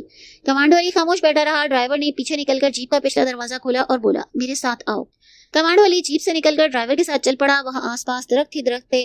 وہ ایک کچی سڑک پر چل رہے تھے. کچھ دور چلنے کے بعد ڈرائیور ایک طرف مڑا. سامنے ایک ٹین کی چھت والا کوارٹر تھا. ڈرائیور نے کمانڈو علی کو اسی جگہ ٹھہرنے کا اشارہ کیا. خود کوارٹر کے اندر گیا. پھر کمانڈو علی کو اندر بلایا. کوارٹر ایک ہی کمرے کا تھا. کمرے میں 2 لوہے کی کرسیاں تھی, ایک بانس کی چارپائی, ساتھ ہی ایک چھوٹا سا باتھ روم تھا. میز پر گرد جمی تھی. ڈرائیور نے لالٹین روشن کر کے دیوار سے لٹکا دی. کہنے لگا تم اس جگہ رہو, یہاں سے باہر نکل کر کسی طرف مت جانا جب تک خان صاحب نہیں آتے. وہ تمہیں اپنی حفاظت کا خیال بھی خود ہی رکھنا ہے. ویسے اس جگہ کوئی نہیں آتا, یہ ویران علاقہ ہے, پھر بھی احتیاط کرنا. یہاں پیچھے ایک چھوٹا سا کچن ہے. تمہیں کھانے پینے کا سامان میں صبح دے جاؤں گا. دروازہ اندر سے بند کر لینا. कोई आवाज दे तो जवाब न देना। ड्राइवर चला गया तो कमांडो अली चारपाई पर बैठकर सोचने लगा कि किस मुसीबत में फंस गया। इसे तो अपनी बहन को तलाश करना था और अभी वो पुलिस से छुपता फिर रहा है, मगर इसके सिवा कोई चारा न था। वो जानता था भारतीय पुलिस इसे पाकिस्तानी जासूस समझ बैठी है और इस बार वो उनके हाथ आ गया तो वो इसे शूट कर देंगे, कभी जिंदा ना छोड़ेंगे। किसी न किसी तरह अली ने रात इस क्वार्टर के तंग तारीख कमरे में बसर की। दिन की रोशनी हुई तो कमांडो अली क्वार्टर से बाहर निकल आया। ये क्वार्टर जंगल के एक वीरान इलाके में था। आसपास छोटी छोटी पहाड़ियां थी। चंद कदम के फासले पर पानी का एक चश्मा था। अली ने चश्मे पर बैठ के हाथ मुंह धोया, पानी पिया, वापस क्वार्टर में आके बैठ गया। 1 घंटे के बाद कमाल खान आया। इसके हाथ में एक थैला था। कमाल खान ने अली को बताया कि पुलिस के साथ इंस्पेक्टर जनरल पुलिस खुद आया था। किसी ने जबरदस्त मुखबरी की थी मगर इन्हें वहां कुछ ना मिला। अगर ऐन वक्त पर इस्लाम शाह साहब मुझे एक राजदार आदमी के हाथों पैगाम ना पहुंचाते तो हम दोनों इस वक्त किले की जेल में होते। खुदा का शुक्र है कि हमें वक्त पर इत्तला मिल गई। मैं तुम्हारे लिए कुछ खाने पीने को लाया हूँ, तुम नाश्ता करो। कमाल खान अपने थैले में हलवा पूरी लाया था, डबल रोटियां, मक्खन, खुश्क सूखा गोश्त भी था। कहने लगा, किचन में नमक मिर्च घी चावल रखे हैं, तुम आग जलाकर अपने लिए चाय वगैरह बना सकते हो, सब कुछ किचन में तुम्हें मिल जाएगा। कमांडो अली नाश्ता करने लगा। इसने पूछा, अंकल ये क्वार्टर किसका है, यहाँ कौन रहता है? कमाल खान ने कहा, ये क्वार्टर मेरा है मगर मैं यहाँ नहीं रहता। कभी कभी किसी को छुपने की जरूरत होती है तो उसको यहाँ छुपा देता हूँ। कमांडो अली के मुंह से निकल गया, अंकल क्या आप दूसरे लोगों को भी यहाँ छुपाते हैं?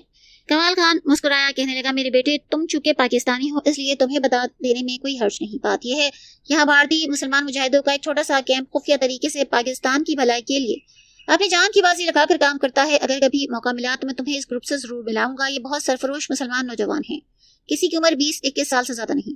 कमांडो अली ने पूछा, क्या ये कमांडो है अंकल? कमाल खान बोला, उन्होंने कमांडो की ट्रेनिंग तो नहीं की मगर ये बड़े बहादुर और दिलेर जवान हैं। इनका काम सिर्फ ये है कि इन्हें कहीं से खबर मिलती है कि हिंदुस्तान की हिंदू हुकूमत पाकिस्तान के खिलाफ कोई कार्रवाई कर रही है, ये वहां पहुंच जाते हैं और पाकिस्तान के खिलाफ हिंदू हुकूमत की इस नापाक साजिश को नाकाम बनाते हैं। और ऐसा भी होता है कि इन्हें मौके पर फरार होकर किसी जगह कुछ दिनों छुपने की जरूरत पड़ती है, इसलिए वो यहाँ आकर छुपते हैं। ये क्वार्टर मैंने और इस्लाम शाह ने इसी फर्ज के लिए बनाया है। कमांडो अली ने कमाल खान को ये न बताया कि वो भी कमांडो है और इसने भी कमांडो की बाकायदा ट्रेनिंग ले रखी है। वो खामोशी से नाश्ता करता रहा। इसके बाद अली ने कहा, अंकल आप पाकिस्तान के लिए जो काम कर रहे हैं सारी पाकिस्तानी कौम और मुसलमानों की तरफ से मैं आपका शुक्रिया अदा करता हूँ। कमाल खान ने कहा, अली बेटा हम किसी लालच के बगैर ये काम करते हैं। हम सब सिर्फ इस्लाम और पाकिस्तान की खातिर ये काम कर रहे हैं ताकि पाकिस्तान सलामत रहे और वहाँ इस्लाम का नाम सरबुलंद रहे। कमाल खान ने बर्तन थैले में डाले और कहा, डबल रोटी और खुश गोश्त वगैरह मैं किचन में रखकर चला जाता हूँ। मैं शाम को आऊंगा, तुम क्वार्टर के अंदर रहना, यहाँ चश्मे तक चले जाना मगर चारों तरफ से होशियार रहना, रात को लालटेन रोशन ना करना। कमाल खान थैला उठाकर दरवाजे की तरफ बढ़ा। दरवाजे के पास जाकर रुका, पलट कर अली के पास आया और राजदारी से कहा, एक बात ध्यान से सुनो अली, हो सकता है हमारे मुजाहिद ग्रुप का कोई जवान रात को यहाँ छुपने आए। वो तुम्हें यहाँ देख कर जरूर पूछेगा तुम कौन हो। तुम इसे कहना मैं मोहम्मद बिन कासिम की फौज का मुजाहिद हूँ। ये हमारा खुफिया कोड लफ्ज है। इससे वो समझ जाएगा कि तुम कमाल खान के खास जवान हो और तुम्हें कुछ नहीं कहेगा। तुम भी इससे ज्यादा सवाल मत करना। कमांडो अली ने कहा, ठीक है अंकल, मैं इस कोडवर्ड को याद रखूंगा। और कमाल खान से बोला, बस यही कहना मैं मोहम्मद बिन कासिम की फौज का मुजाहिद हूँ, इससे ज्यादा कुछ ना कहना। अब मैं किचन में जरूरी चीजें रखकर जाता हूँ, शाम को आऊंगा जब अंधेरा हो जाएगा। ये कहकर कमाल खान चला गया। कमांडो अली क्वार्टर में बैठ गया। दरवाजा उसने बंद कर लिया और दोपहर तक वो क्वार्टर के अंदर रहा। दोपहर के बाद इसे कुछ भूख महसूस हुई। वो उठकर किचन में गया, आग जलाई, डबल रोटी के साथ खुश्क गोश्त गर्म करके खाया, वापस क्वार्टर में आके छुप गया। फिर सूरज गुरूब होने लगा। बाहर दरख्तों में शाम का अंधेरा आहिस्ता आहिस्ता उतरना शुरू हुआ।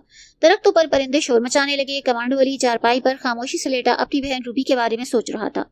अचानक उसे बाहर ऐसी आहट सुनाई दी जैसे कोई बहुत एहतियात से कदम उठाता दरवाजे की तरफ बढ़ रहा है। कमांडो अली जल्दी से उठा, दीवार के साथ लगकर खड़ा हो गया।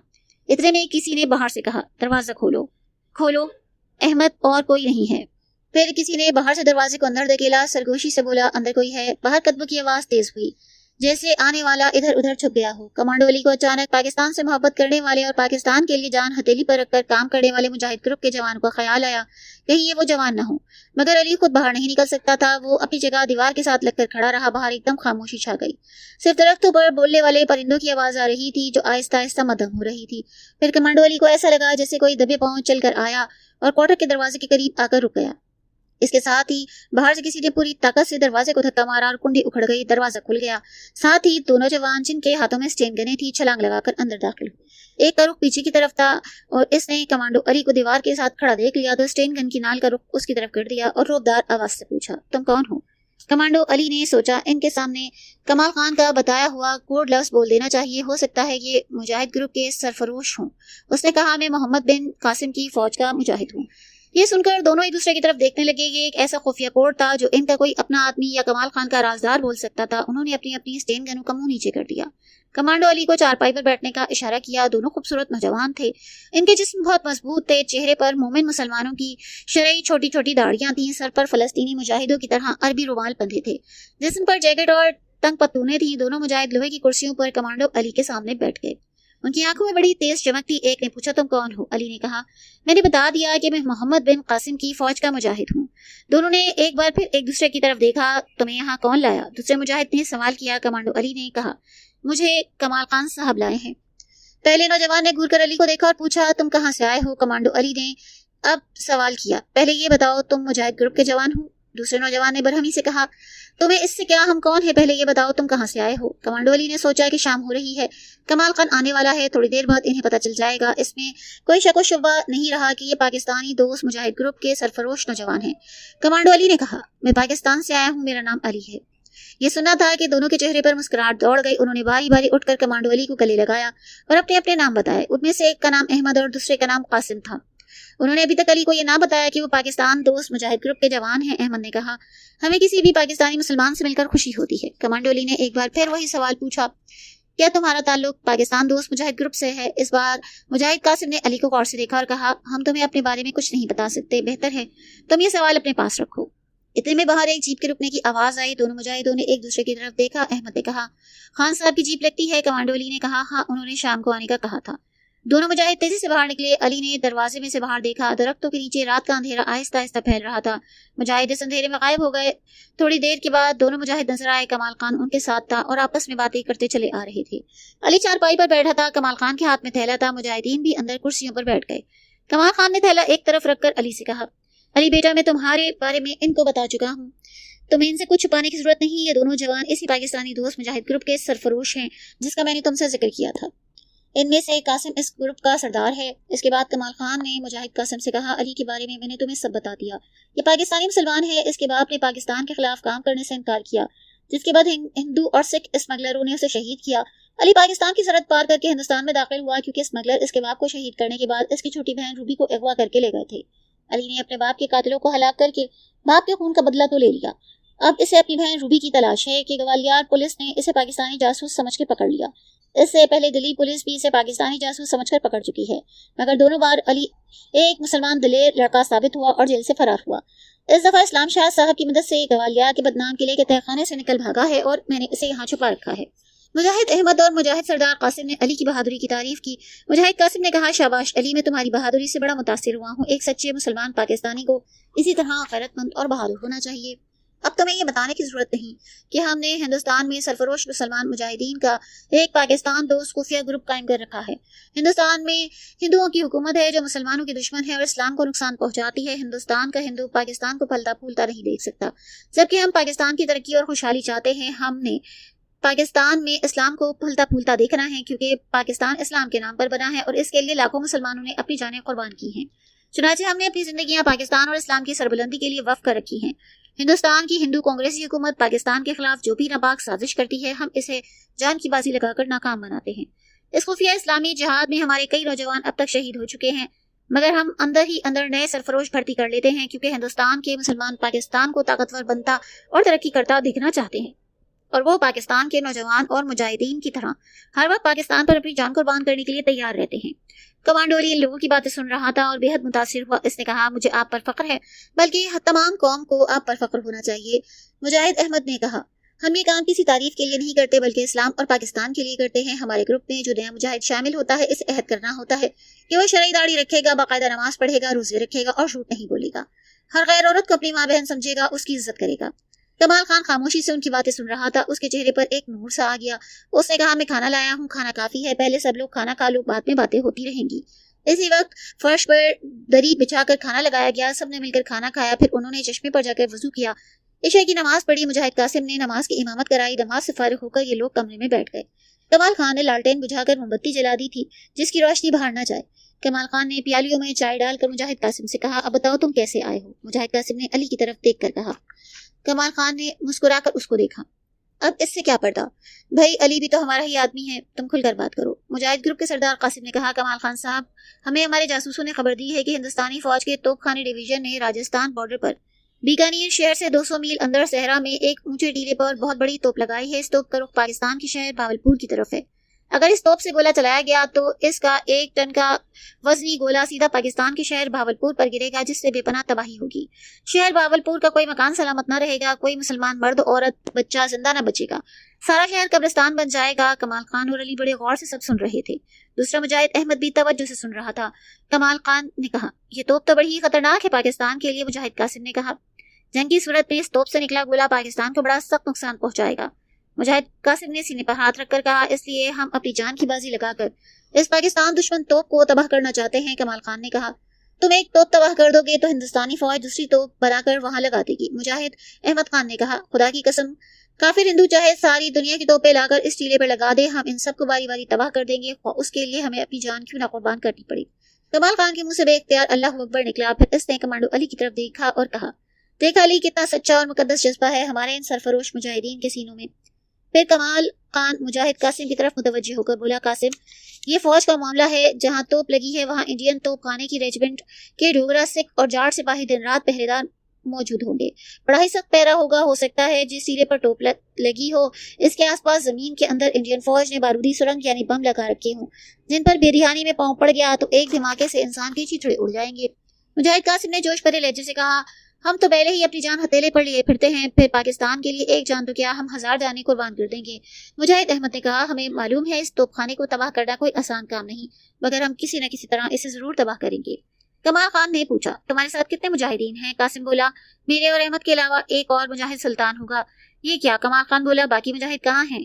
مجاہد قاسم نے کہا، گروپ کے باقی مجاہد اس وقت جموں کشمیر میں پاکستانی مجاہدین کی مدد کر رہے ہیں، فکر کی بات نہیں، ہم تینوں اس مشن کے لیے کافی ہیں۔ کمال خان سوچ میں پڑ گیا، کہنے لگا، بیٹا قاسم، مجھے ڈر ہے تم کہیں پکڑے نہ جاؤ، کیونکہ تمہیں اس قسم کے فوجی ٹھکانوں پر حملہ کرنے کی کوئی باقاعدہ مشق نہیں، اس کے لیے کمانڈو ٹریننگ کی ضرورت ہوتی ہے، اور تم میں سے کسی نے کمانڈو کی ٹریننگ نہیں لی۔ علی اس وقت سے خاموش بیٹھا تھا۔ جب کمانڈو ٹریننگ کا ذکر آیا تو بولا، کیا میں آپ لوگوں کے ساتھ اس اسلامی مہم پر نہیں جا سکتا؟ کمال خان نے پوچھا، کیا تم نے کمانڈو ٹریننگ لی ہے؟ علی تو پورا کمانڈو تھا، مگر وہ ابھی اپنا راز ان پر ظاہر نہیں کرنا چاہتا تھا۔ اس نے کہا، خان انکل، ہر پاکستانی مسلمان اس وقت کمانڈو بن جاتا ہے جب وہ کلمہ پڑھ لیتا ہے، دشمن کے مقابلے کے لیے سینہ تان کر میدان میں آگے بڑھتا ہے۔ اگر میرے یہ مجاہد ہندوستانی مسلمان ہو کر میرے پیارے وطن کی عزت اور ناموس اور اسلام کی خاطر اپنی جان قربان کر سکتے ہیں تو میں ان کی مدد کیوں نہیں کر سکتا؟ میں بھی ان کے ساتھ جاؤں گا۔ مجاہد قاسم نے کہا، علی، تم کو اس قسم کے مارکوں کا تجربہ نہیں، کہیں وقت آنے پر تم گھبرا نہ جاؤ۔ علی کے اندر کا کمانڈو بیدار ہو گیا، اس نے سینہ تان کر کہا، قاسم صاحب، میں اس عمر میں بھی 6 کافروں کو قتل کر چکا ہوں۔ ایک بات میں آپ کو بتا دینا چاہتا ہوں کہ جب وقت آیا تو میں آپ سب سے پہلے موت کو اپنے گلے لگاؤں گا، کہ میرے پیارے وطن کی سلامتی کا معاملہ ہے، میں دشمن کے توپ خانے کو تباہ کرنے کے لیے آپ کے ساتھ ضرور جاؤں گا۔ قاسم احمد اور کمال خان ایک دوسرے کی طرف تکنے لگے۔ مجاہد قاسم نے علی کی طرف مسکرا کر دیکھا، اس کے کندھے پر تھپکی دے کر کہا، شاباش، ہر پاکستانی مسلمان کو ایسا مجاہد ہونا چاہیے۔ ٹھیک ہے، ہم تمہیں اپنے ساتھ لے چلیں گے، مگر تمہیں اپنے پیچھے رکھیں گے، کیونکہ تمہیں اس قسم کی مہم کا تجربہ نہیں۔ کمانڈو علی نے مسکرا کر کہا، یہ تو وقت آنے پر معلوم ہوگا کون پیچھے رہتا ہے کون آگے جاتا ہے۔ کمال خان نے پوچھا، یہ بتاؤ بیٹا قاسم، اس مہم پر کب روانہ ہونے کا پروگرام ہے؟ مجاہد قاسم نے کہا، ہم نے جموں اور کشمیر سے کچھ اسلحہ منگوانے کے لیے آدمی بھیجا ہے، وہ 3-4 دنوں میں آ جائے گا۔ دوسرا مجاہد احمد کہنے لگا، ہمارا خیال ہے ہم اگلے ہفتے پیر کی صبح گوالیار سے بیکانیر جانے والی گاڑی پکڑیں گے، کیونکہ دشمن کی تو بیکانیر سے 200 میل دور صحرا میں ایک خفیہ جگہ پر لگی ہے۔ کمال خان نے کہا، جب تک تم کہاں جاؤ گے؟ میرا مطلب ہے اگر چاہو تو اس کوارٹر میں چھپے رہو۔ مجاہد قاسم نے کہا، نہیں خان انکل، ہمیں اسلحہ لینے کے لیے گرداسپور تک جانا ہے، ہمیں 3 دن لگ جائیں گے، بہرحال اتوار کی رات ہم اس کوارٹر میں پہنچیں گے۔ کمانڈو علی نے کہا، میں اس وقت تک اسی کوارٹر میں رہوں گا تاکہ میں پیر کی صبح تک آپ لوگوں کے ساتھ اس مقدس مشن پر روانہ ہوں۔ مجاہد قاسم نے اٹھ کر کہا، ٹھیک ہے، اب ہم چلتے ہیں، اتوار کی رات اسلحہ بارود لے کے پہنچیں گے۔ مجاہد قاسم اور مجاہد احمد نے بڑی گرمجوشی سے کمانڈو علی اور احمد خان سے ہاتھ ملایا اور کوارٹر سے نکل کر اندھیرے میں غائب ہو گئے۔ ان کے جانے کے بعد کمال خان کہنے لگا، علی بیٹا، اب میں بھی چلتا ہوں، کافی رات ہو گئی، اب تم آرام کرو، موم بتی بجھا دینا۔ پھر علی کے کندھے پر ہاتھ رکھ کر بولا، علی بیٹا، مجھے بڑی خوشی ہوئی کہ تمہارے اندر بھی ایک سچے مسلمان پاکستانی کا جذبہ زندہ ہے۔ اپنی بہن کے بارے میں تم فکر نہ کرو، وہ تمہاری بہن اور میری بیٹی ہے، میں اس کا سراغ لگانے کی پوری کوشش کروں گا۔ اگر مجھے اس کا پتہ مل گیا تو میں اسے جہاں بھی وہ ہوگی وہاں سے نکال کر اپنے پاس لے آؤں گا۔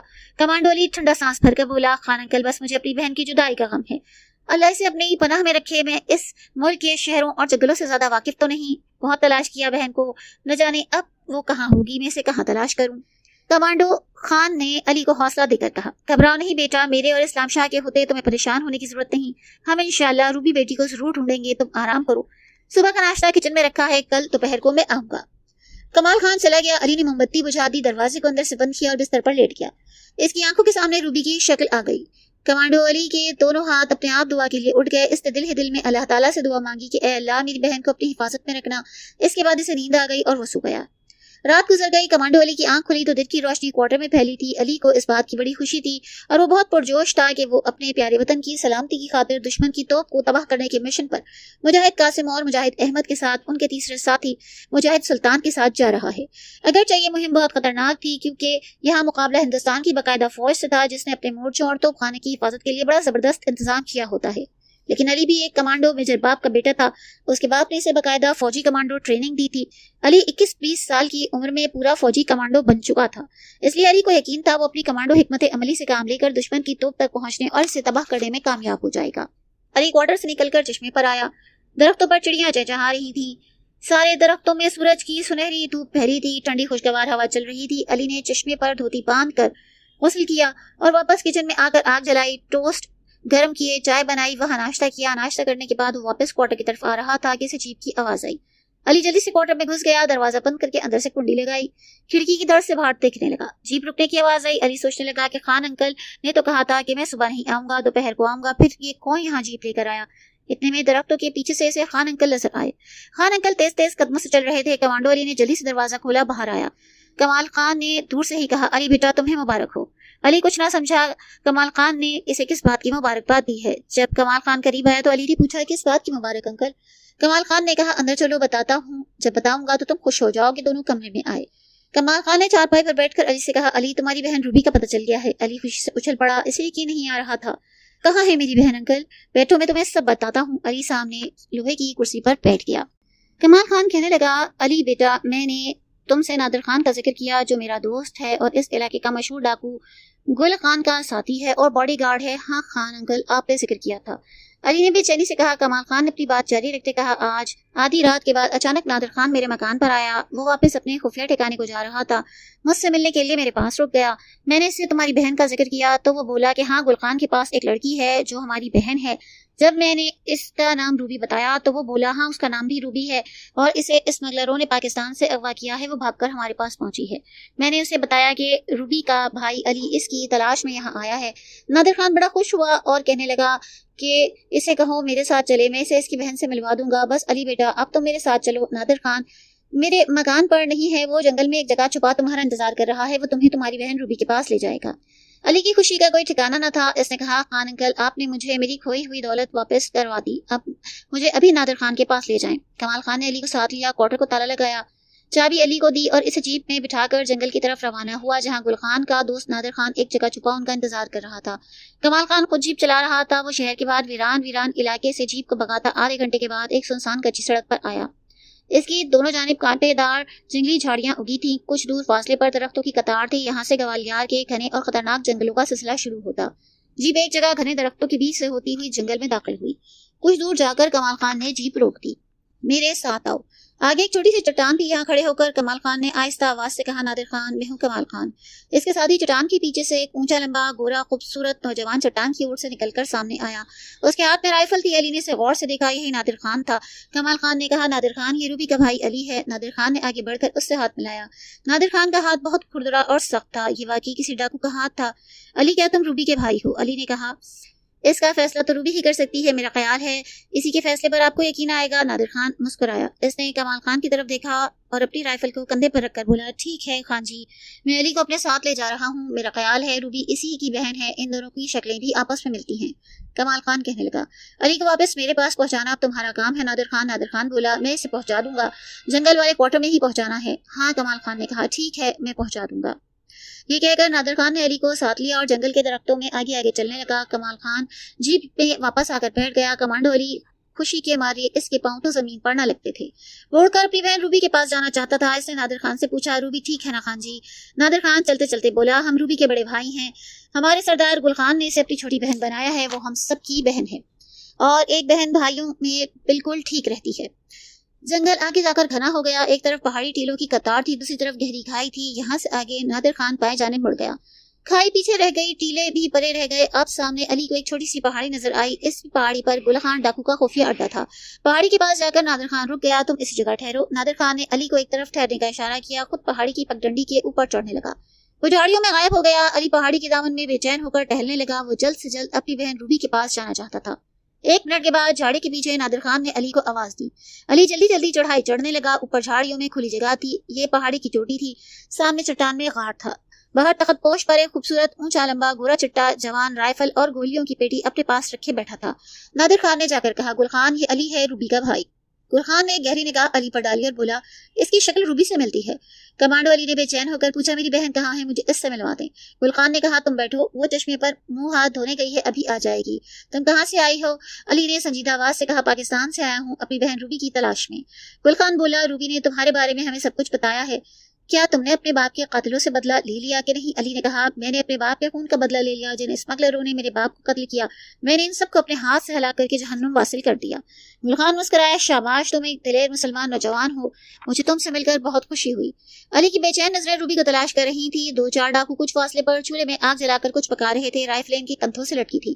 اتنے میں چٹان کے پیچھے سے روبی نمودار ہوئی، دونوں بھائی بہنوں کی یہ نگاہیں آپس میں ملی، دونوں نے ایک دوسرے کو دیکھا اور ایک دوسرے سے گلے لگ کر رونے لگے۔ علی بھائی، اللہ کا شکر ہے تمہاری شکل دیکھنا نصیب ہوئی۔ علی نے اپنی بہن کے سر پر پیار کیا اور اپنی بہن کی آنکھوں کے آنسو پوچھ کر بولا، روبی میں کتنا خوش ہوں کہ تم مجھے مل گئی، میں تو ناامید ہو چلا تھا۔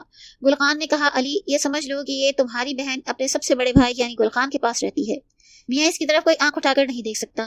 روبی نے کہا، ہاں علی بھیا، گل خان میرا بہت ہی پیارا بڑا بھائی ہے، اگر خان جی مجھے یہاں اپنے پاس پناہ نہ دیتے تو خدا جانے میں کہاں ہوتی، میرا کیا حال ہوتا۔ علی بولا، میں گل خان کی زبان سے شکریہ ادا کروں؟ گل خان تخت پوش سے اٹھتے ہوئے بولا، اس کی ضرورت نہیں علی میاں، تم دونوں بھائی بہن کافی دیر بعد ملے ہو، یہاں بیٹھ کے باتیں کرو۔ گل خان نادر خان کو لے کر اگلے ڈاکے کے بارے میں تفصیلات طے کرنے غار میں چلا گیا۔ علی اور روبی دونوں بھائی بہن تخت پوش پر بیٹھ کے باتیں کرنے لگے۔ روبی کہنے لگی، علی بھائی میرا دل کہتا تھا تم میری تلاش میں پاکستان سے ضرور آؤ گے، خدا کا شکر ہے تم سے ملاقات ہو گئی۔ مجھے بتاؤ ابا جی کے قاتلوں کا تمہیں کچھ پتا چلا؟ کمانڈو علی نے گردن اٹھا کر کہا، روبی تمہیں یہ سن کر خوشی ہوگی، میں نے ابا جی کے خون کا بدلہ لے لیا، قاتلوں کو اپنے ہاتھ سے قتل کر دیا۔ روبی کی آنکھیں چمک اٹھی، اس نے گہرا سانس لے کر کہا، علی بھائی تم نے میرے دل کے بہت بڑے بوجھ کو ہلکا کر دیا، اگر تم انہیں قتل نہ کرتے تو مجھے انہیں تلاش کر کے ایک ایک کو موت کے گھاٹ اتارنا پڑتا۔ علی نے کہا، مجھے اس وقت تک چین نہیں آیا جب تک ابا جی کے خون کا بدلہ نہیں لے لیا۔ روبی کہنے لگی، لیکن مجھے ابھی کچھ درندہ قسم کے بدماشوں سے اپنے اوپر کیے گئے مظالم کا بدلہ لینا ہے۔ علی نے تعجب سے روبی کی طرف دیکھا۔ روبی بولی، ہاں علی بھائی، یہ وہ لوگ ہیں جنہوں نے مجھے بکاؤ مال سمجھ کے ایک دوسرے کے ہاتھ فروخت کیا، اللہ نے میری عزت رکھی مگر ان گنڈوں نے اپنی طرف سے کوئی کسر نہ اٹھا رکھی تھی، میں ان سے بدلہ لینے کو بے چین ہوں، جب تک ان سے بدلہ نہیں لے لوں گی یہاں سے واپس پاکستان نہیں جاؤں گی۔ علی بولا، عجیب بات ہے کہ میں خود یہی سوچ کر آیا تھا کہ تمہیں کہوں گا کہ تم کچھ روز خان بھائی کے پاس رہو، وہ کیوں؟ روبی بولی، علی کہنے لگا، اس لیے کہ میرے سامنے ایک مقدس مشن ہے، میں کچھ سرفروش مجاہدین کے ساتھ اس مقدس مشن پر جانے والا ہوں۔ روبی نے پوچھا، وہ کون سا مقدس مشن ہے، کیا مجھے نہیں بتاؤ گے؟ علی نے روبی کو سب کچھ بتایا کہ ہندوستان کی فوج نے راجستھان سیکٹر کے ایک ٹیلے پہ بہت بڑی توپ لگائی ہے، جس توپ کا گولہ نکل کر سیدھا پاکستان کے شہر بھاولپور پر گرے گا، وہاں اتنی تباہی مچائے گا کہ اس کا تصور نہیں کیا جا سکتا۔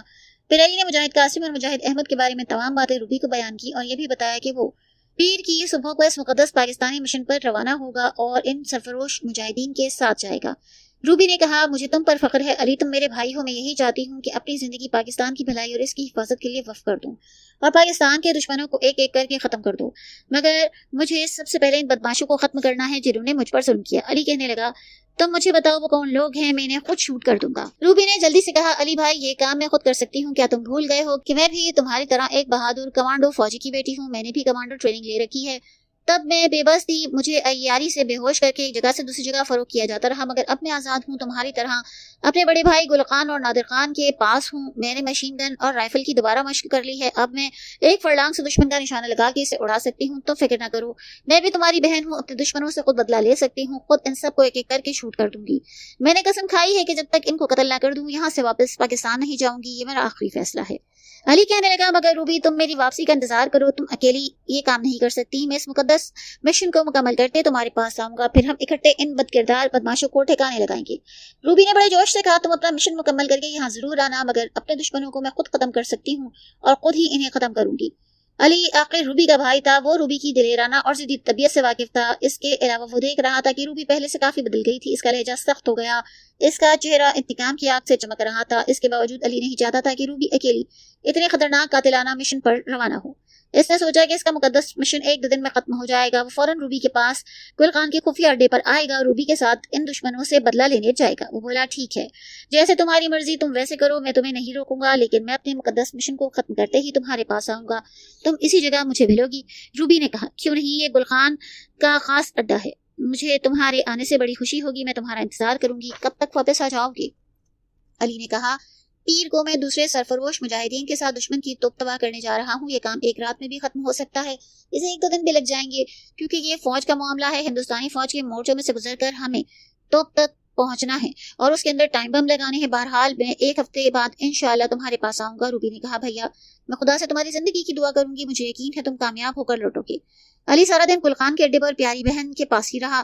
دوپہر کا کھانا انہوں نے اکٹھے کھایا، ایک مدت کے بعد ملے تھے، ان کی باتیں ختم نہ ہوتی تھی۔ شام کو گل خان ڈاکو نے کمانڈو علی سے پوچھا علی اب تم نے کیا سوچا ہے؟ اگر تم اپنی بہن روبی کو پاکستان لے جانا چاہتے ہو تو میں اس کا بندوبست کیے دیتا ہوں، میرے آدمی تمہیں پاکستان چھوڑائیں گے۔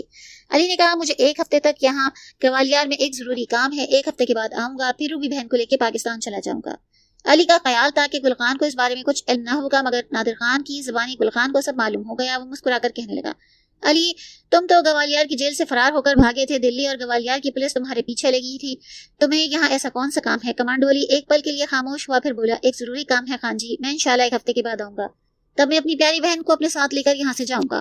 گل خان نے نادر خان کی طرف دیکھا، پھر کہنے لگا ٹھیک ہے جیسے تمہاری مرضی، روبی یہاں بھی اپنے بھائیوں کے پاس ہے، ہمیں بھی اس سے اپنی بہنوں کی طرح پیار ہے، وہ تمہیں اسی جگہ ملے گی، مگر ہوشیاری سے آنا، کہیں پولیس کا کوئی آدمی تمہارے پیچھے نہ ہو۔ نادر خان بولا علی بڑا سمجھدار اور دلیر ہے، اس کو تجربہ بھی ہے پولیس کا۔ اب علی نے کہا آپ بے فکر رہیں خان جی، میں اکیلا ہی آؤں گا، اگر کوئی کافر CID والا میرے پیچھے لگا تو اس کی لاش اس جنگل میں ملے گی۔ گل خان نے اسے تھپکی دے کر کہا شاباش، تم بھی اپنی بہن کی طرح دلیر اور بہادر ہو۔ رات کا کھانا علی، روبی، نادر خان نے مل کر کھایا۔ اس کے بعد علی نے روبی کو خدا حافظ کہا اور نادر خان کے ساتھ ڈاکوؤں کے ڈیرے سے واپس روانہ ہوا۔ نادر خان نے علی کو کمال خان کے جنگل والے کوارٹر میں واپس پہنچانے کا وعدہ کیا۔ جنگل میں نادر خان کمانڈو علی کو اچھی طرح راستہ سمجھا دینا چاہتا تھا کہ جب وہ ایک ہفتے کے بعد آئے تو اسی راستے سے گزرے۔ علی نے سارا راستہ اچھی طرح ذہن نشین کر لیا۔ جنگل کنارے نادر خان کی جیپ کھڑی تھی، وہ جیپ میں سوار ہوئے۔ ایک گھنٹے کے بعد جیپ اس جنگل میں پہنچی جہاں کمال خان کا ویران کوارٹر تھا۔ علی کو کمال خان نے اس کوارٹر میں پہنچا کر نادر خان واپس آ گیا۔ علی کمرے میں آ کر دوسرے دروازے کو اندر سے کنڈی لگا کر بستر پر بیٹھ گیا۔ اس بات سے اسے بہت خوشی ہوئی اور اطمینان ہوا کہ اس کی کھوئی ہوئی بہن روبی سے مل گئی ہے اور وہ محفوظ ہاتھوں میں ہے۔ اب کمانڈو علی بڑے اطمینان کے ساتھ بے فکر ہو کر مجاہد قاسم اور مجاہد احمد کے ساتھ دشمن کی توپ کے مورچے کو اڑانے کے مقدس مشن پر روانہ ہو سکتا تھا۔ اس نے دل میں فیصلہ کر لیا تھا کہ اس مشن کے مکمل ہونے کے بعد وہ روبی کے پاس جائے گا اور اس سے اس کے دشمنوں کے پتے اور حلیے معلوم کرے گا۔ روبی کو گل خان کے پاس چھوڑ کر خود اپنی بہن کے دشمنوں کو ہمیشہ ہمیشہ کے لیے نیست و نابود کر دے گا۔ وہ روبی کو اکیلا جانے دینے کے حق میں نہیں تھا۔ اگلے دن کمال خان علی کے لیے ناشتہ لے کر آیا۔ علی نے اسے اپنی بہن سے ملاقات کا تمام حال بیان کیا اور اپنے اگلے پروگرام کے بارے میں بتایا۔ کمال خان سب کچھ غور سے سنتا رہا، پھر کہنے لگا بیٹا علی میں تمہیں مشورہ دوں گا، ان بدماشوں کا خیال دل سے نکال دو جنہوں نے تمہاری بہن کو اغوا کیا، کیونکہ اللہ کے فضل و کرم سے تمہاری بہن کی عزت محفوظ ہے۔ اس مشن کے مکمل ہونے کے بعد تم اپنی بہن کو لے کر پاکستان چلے جاؤ اور روبی کے لیے یہی بہتر ہے۔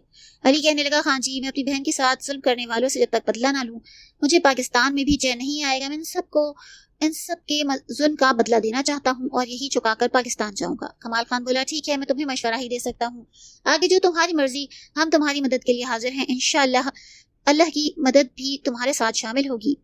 کمانڈو علی نے کمال خان کا شکریہ ادا کر کر کہا آپ کی بڑی مہربانی ہے خان جی، میں آپ سب دوستوں کا احسان کبھی فراموش نہ کروں گا۔ کمال خان نے کہا یہ احسان نہیں ہے علی بیٹا، یہ سب تو ہم بھارتی مسلمانوں کا فرض ہے کہ ہم اپنے پاکستانی مسلمان بھائیوں کی ہر طرح مدد کریں۔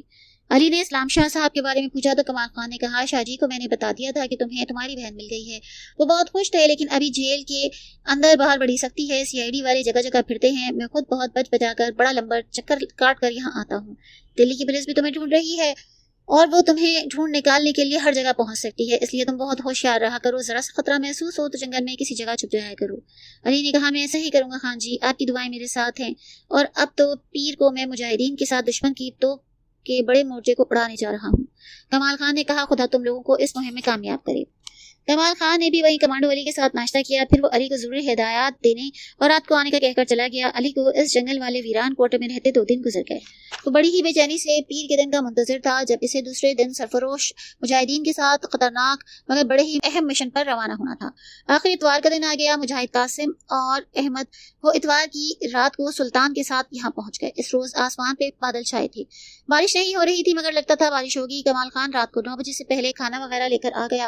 वो 5-6 आदमियों का खाना लाया था। आखिर रात के 10:30 बजे मुजाहिद कासिम, अहमद और मुजाहिद सुल्तान क्वार्टर में आए।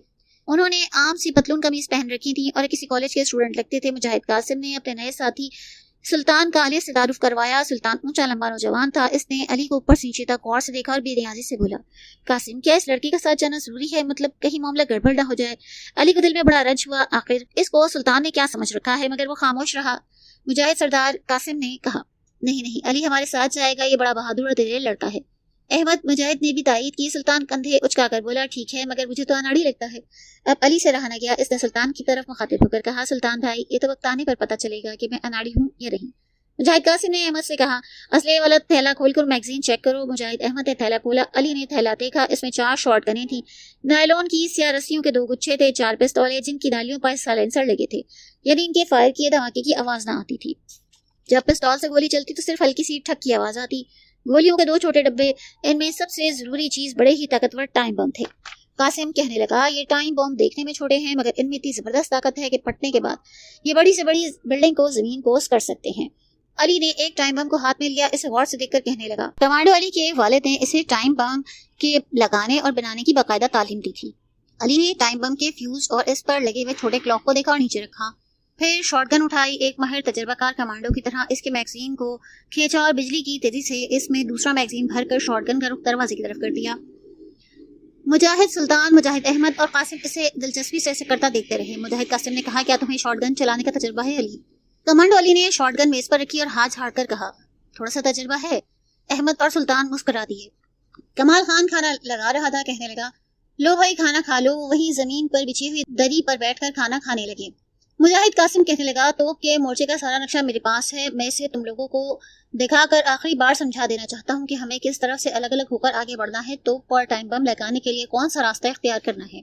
ग्रुप का सरदार मुजाहिद कासिम खाना खाते इसी किस्म की जरूरी बातें करता रहा। खाना खाने के बाद वो कुर्सियों और चारपाई पर बैठ गए। मोमबत्ती जल रही थी। मोमबत्ती की रोशनी में मुजाहिद कासिम ने नक्शा खोलकर मेज पर रखा। ये मोटे कागज पर हाथ से बना छोटा सा नक्शा था। वो अली को खौफदार पर समझाने लगा कि हमें कैसे दुश्मन के मोर्चों में जाना है। अली ये सब जानता था। जब सुल्तान ने कहा कि हम 2 आदमी जनूबी मोर्चे की तरफ से तोप वाले टीले की तरफ बढ़ेंगे, तो कमांडो अली ने एक जगह नक्शे पर उंगली रखकर कहा, इस तरह हम फंस जाएंगे, क्योंकि जुनूब में जो नक्शे पर ये निशान लगा है ये कमांडो पैकेट को जाहिर कर रहा है। इसका मतलब है कि यहाँ इंडियन कमांडो मौजूद है। मुजाहिद कासिम, अहमद और सुल्तान अली का मुंह तकने लगे। कासिम ने अली से पूछा, क्या तुम कमांडो पैकेट को पहचान लेते हो अली? कमांडो अली मुस्कुराया और कहने लगा, बस मैं कुछ पहचान लेता हूँ। मेरी राय है हमें जुनूब को छोड़कर मगरिब और मशरिक की तरफ से एक एक करके टीले पर चढ़ने की कोशिश करनी है। और हमें ये किसी भी तरह नहीं भूलना कि टीले के इर्द गिर्द इंडियन फौज ने बारूदी सुरंगें जमीन में दबा रखी होंगी। मुजाहिद सुल्तान बोला, बारूदी सुरंगों को हम कैसे पहचानेंगे? अगर बेखबरी में हम इसका पांव बारूदी सुरंग पर पड़ गया तो ना सिर्फ वो अंदर ही बचेगा बल्कि हम भी पकड़े जाएंगे और हमारा मिशन नाकाम होगा। मुजाहिद कासिम कहने लगा, बारूदी सुरंगों का तो सिर्फ डिटेक्टर से ही पता चलता है। हमें खुदा के भरोसे आगे बढ़ना है। कमांडो अली ने कहा, खुदा पर भरोसा करना हर मुसलमान का फर्ज है, मगर इसके साथ साथ हमें अकल से काम लेना है। मैं इतना जानता हूँ कि फौज जहाँ बारूदी सुरंगें लगाती है, इस जगह से 15-20 फीट के फासले पर फौज का अपना कोई मोर्चा नहीं होता। इस नक्शे पर मैं देख रहा हूँ कि तोप वाले टीले के मगरिब की तरफ हमें कोई फौजी चौकी नजर नहीं आती। इससे साफ मालूम होता है यहाँ बारूदी सुरंगें नहीं है। कमांडो अली की बातें सुनकर सब चौंक गए। अली इस वक्त कमांडो की तरह बातें कर रहा था। मुजाहिद कासिम कहने लगा, लेकिन इस रास्ते के सिवा टीले के ऊपर जो भी रास्ता जाता है वहाँ फौजी चौकियां हैं। कमांडो अली ने फैसलाकुन अंदाज से कहा, हमें दुश्मनों के इन मोर्चों में से ही गुजरकर तोपखाने तक जाना है, वरना बारूदी सुरंगें हम सबके परखचे उड़ा देंगी। कमाल खान, अहमद, सुल्तान और मुजाहिद कासिम के मुंह पर चुप लग गई। सुल्तान बोला, तुम्हारे ख्याल में अगर हमने दुश्मन के मोर्चों के दरमियान से गुजरकर ऊपर वाली जगह जाने की कोशिश की तो क्या वो हमें गोलियों से भून कर नहीं रख देंगे? कमांडो अली ने सुल्तान की तरफ घूरकर देखा और बोला, मुझे अफसोस है दूसरा कोई रास्ता नहीं। अगर हम इस खूनी तोप को उड़ाना चाहते हैं तो हमें दुश्मन के पेट में से गुजरना होगा। दूसरी सूरत में हम में से कोई भी जिंदा वापस नहीं आएगा। मुजाहिद कासिम ने कहा, ठीक है, हम दुश्मन के मोर्चों के बीच से रेंग कर ऊपर जाएंगे, जो होगा देखा जाएगा। कमांडो अली ने मुस्कुरा कर कहा, مجاہد قاسم اس قسم کے فوجی مشن بڑے ہی سوچ سمجھ کر اور ایک ایک بات پر 1000 بار غور کر کے تیار کیے جاتے ہیں. ایسے مشن میں یہ نہیں کہا جاتا کہ جو ہوگا دیکھا جائے گا، بلکہ اس قسم کے مشن میں وہی ہونا چاہیے جو آپ چاہتے ہیں. مجاہد احمد نے پوچھا، پھر تم کیا مشورہ دیتی ہو؟ میرا مشورہ ہے کہ میں تم لوگوں کی رہنمائی کروں گا، گائیڈ کروں گا، میں آگے آگے جاؤں گا، تم سب میرے اشاروں پر میرے پیچھے آؤ. مجاہد قاسم گردن کھجا کر بولا، کیا تمہیں اس قسم کی فوجی مہم کا تجربہ ہے؟ کمانڈو علی کو جواب دینے والا تھا کہ اچانک اس نے دونوں بازو پھیلائے اور چیتے کی طرح چھلانگ لگا کر کمرے کے بند دروازے کے پاس کھڑا ہو گیا. اس نے اپنے ہونٹوں پر انگلی رکھ کر سب کو خاموش رہنے کا اشارہ کیا. سب خاموش ہو گئے، حیرانی سے علی کو تکنے لگے وہ کیا کر رہا ہے. علی اس وقت کمانڈو کے روپ میں تھا جس کی تمام حسیات بیدار تھیں. اس نے باتیں کرتے ہوئے بھی کمرے کے باہر کسی اجنبی شخص کے قدموں کی چاپ سن لی تھی. اسے محسوس ہوا تھا کہ کوئی دشمن بند دروازے کے ساتھ کان لگا کر ان کی باتیں سن رہا ہے. علی نے آہستہ سے کنڈی اتاری، پھر ایک دم دروازہ کھولا. باہر ایک سکھ دروازے کے ساتھ لگا کھڑا تھا. وہ پولیس کا آدمی تھا. سرفروش مجاہدین کا تعقب کرتے وہاں پہنچا تھا. دروازہ کھلتے ہی وہ باہر کو بھاگنے لگا، مگر کمانڈو علی نے اس پر چھلانگ لگائی اور کمانڈو اٹیک کے ساتھ ہی سے نیچے گرایا. اس کی گردن اپنے مضبوط بازو کے شکنجے میں اس طرح جکڑ لی کہ ایک ہی جھٹکے سے وہ اس سکھ کا کام تمام کر دیتا. علی نے غورا کر پوچھا، کون ہو تم؟ سکھ کی گردن علی کے بازو کے شکنجے میں تھی. اتنے میں مجاہد قاسم، احمد سلطان اور کمال خان بھی کمرے سے باہر آئے. مجاہد قاسم نے پستول نکال لیا. احمد اور سلطان نے بھی اپنے اپنے پستول دانے. علی نے سکھ جاسوس کی گردن سے اپنا بازو نکالا. سکھ جاسوس ستاروں کی دھیمی روشنی میں زمین پر پڑا خوفزدہ نظروں سے ان پستولوں کی طرف دیکھ رہا تھا جن کی نالیوں کا رخ اس کی طرف تھا. مجاہد قاسم نے اسے ٹھوکر مار کر پوچھا، سچ سچ بتاؤ تم کون ہو؟ سکھ نے ہاتھ جوڑے اور کہا، پردیسی ہوں مہاراج، بھوک لگی تھی، جہاں روشنی دیکھی تو آ گیا. علی نے کہا، یہ جھوٹ بول رہا ہے.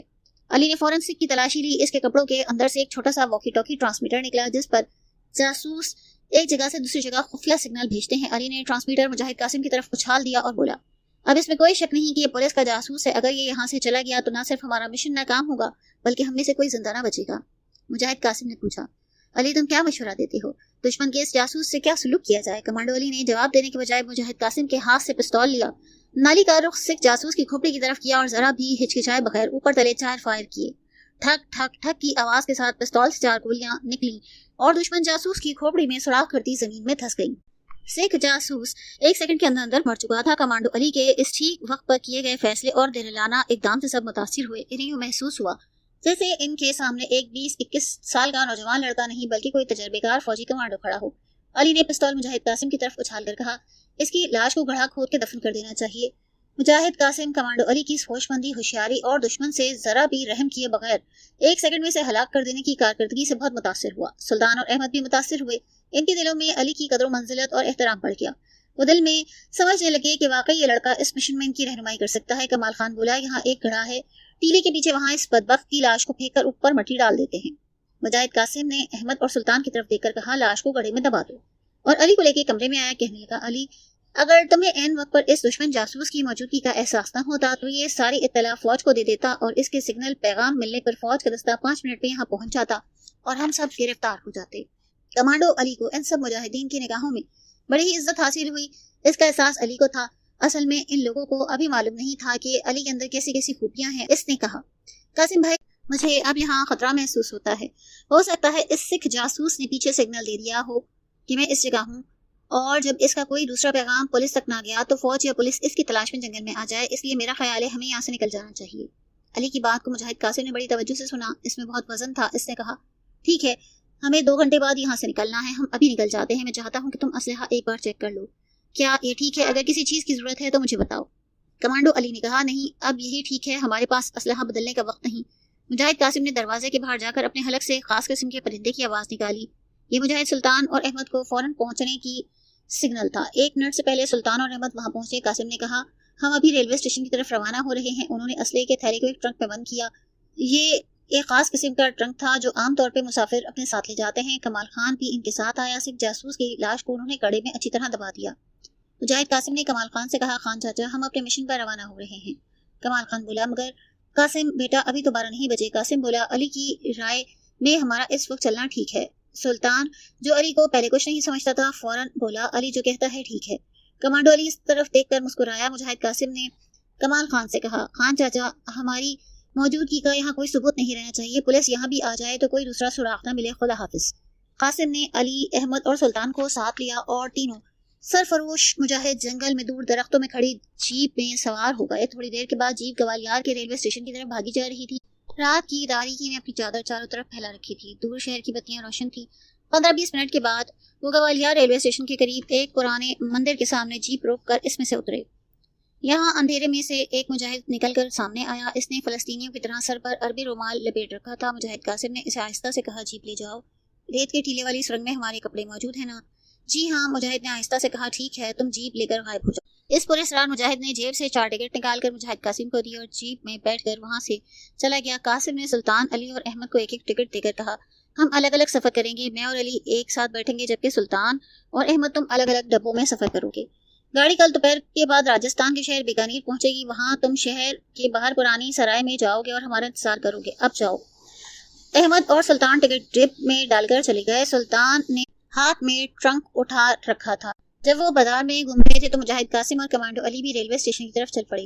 ریلوے اسٹیشن وہاں سے ایک بازار چھوڑ کر تھا. ٹرین کے چلنے میں بھی بہت دیر تھی. اپنے پروگرام کے مطابق یہ لوگ الگ الگ ٹولیوں میں ریلوے اسٹیشن کے 3rd کلاس مسافر خانے کی چھت تلے ایک طرف دوسرے مسافروں میں بیٹھ گئے. مجاہد احمد, مجاہد سلطان مسافر خانے کے سامنے والے کونے میں بیٹھے تھے. اسلحے کا ٹرنک ان کے پاس تھا. کمانڈو علی اور مجاہد قاسم دوسرے کونے میں بیٹھے تھے, مگر وہ ایک دوسرے کی برابر نگرانی کر رہے تھے. اگر کسی ایک پہ اچانک مصیبت آ جائے تو دوسرا اس کی مدد کرے. چاروں اپنے اپنے پستول جیب میں ڈالے ہوئے تھے اور وہ 1 سیکنڈ میں انہیں باہر نکال کر فائر کر کے وہاں بھگدڑ مچا سکتے تھے. مگر ایسی کوئی بات نہ ہوئی. رات گزر گئی. پھر رات کا پہلا پہر آ گیا. مسافر اٹھ کے پلیٹ فارم کی طرف بڑھنے لگے. بیکانیر جانے والی گاڑی پلیٹ فارم پر آ گئی تھی. 3rd کلاس کے ایک ڈبے میں احمد اور سلطان بیٹھ گئے. اس کے ساتھ والے ڈبے میں مجاہد قاسم اور کمانڈو علی بیٹھ گئے. انجن نے سیٹی بجائی اور ٹرین چھک چھک کرتی پلیٹ فارم چھوڑ کر منزل کی طرف روانہ ہوئی. راستے میں کوئی ناخوشگوار واقعہ نہ پیش آیا. ریل گاڑی اپنا سفر طے کر رہی تھی. دوپہر کے بعد راجستھان کا ریگستانی علاقہ شروع ہوا. ہم آپ کو بتائیں کہ راجستھان کا یہ وہی ریگستان ہے جو آگے جا کر پاکستان کے تھر پار کر سرحدی ریگستان کے ساتھ جا کر ملتا ہے. وہاں سے ہندوستان کی سرحد ختم ہوتی ہے اور پاکستان کی سرحد شروع ہوتی ہے. راجستھان کا سارا علاقہ ریتیلا ہے. یہاں صحرا میں سواری کے لیے اونٹ استعمال ہوتے ہیں. راستے میں کسی نہ کسی اسٹیشن پر اتر کر مجاہد قاسم ساتھ والے ڈبے میں احمد اور سلطان کی خیریت معلوم کر لیتا. کمانڈو علی بھی پوری طرح ہوشیار اور چوکس ہو کر بیٹھا تھا. سورج ڈوب رہا تھا. ٹرین بیکانیر کے اسٹیشن پر جا کے رک گئی. چاروں مجاہدین ٹرین سے اترے. سلطان اور احمد الگ الگ ہو کر شہر کی پرانی سرائے کی طرف روانہ ہوئے. ان کے جانے کے 15 منٹ کے بعد مجاہد قاسم اور کمانڈو علی چل پڑے. پرانی سرائے بیکانیر کے پرانے شہر کے باہر ایک ویران تالاب کنارے پر تھی. یہ سرائے اب ویران ہو چکی تھی. اب سرائے کے بجائے مسافر بیکانیر کے شہر کے ہوٹلوں میں ٹھہرتے تھے. سرائے میں ٹھہرنے کا زمانہ گزر گیا. چنانچہ سرائے اجڑ گئی تھی. اس کی دیواریں خستہ حال تھی. کمروں کے فرش ریت سے اٹے ہوئے تھے اور وہاں دن کے وقت بھی کوئی نہ آتا. پرانی سرائے کے پیچھے ایک ٹوٹی پھوٹی کوٹری تھی. یہاں چاروں مجاہدین آ کر بیٹھ گئے اور اپنے سراغ رساں مجاہد کا انتظار کرنے لگے. یہاں بھی ان کا ایک مجاہد پہلے سے ہی انتظار کر رہا تھا.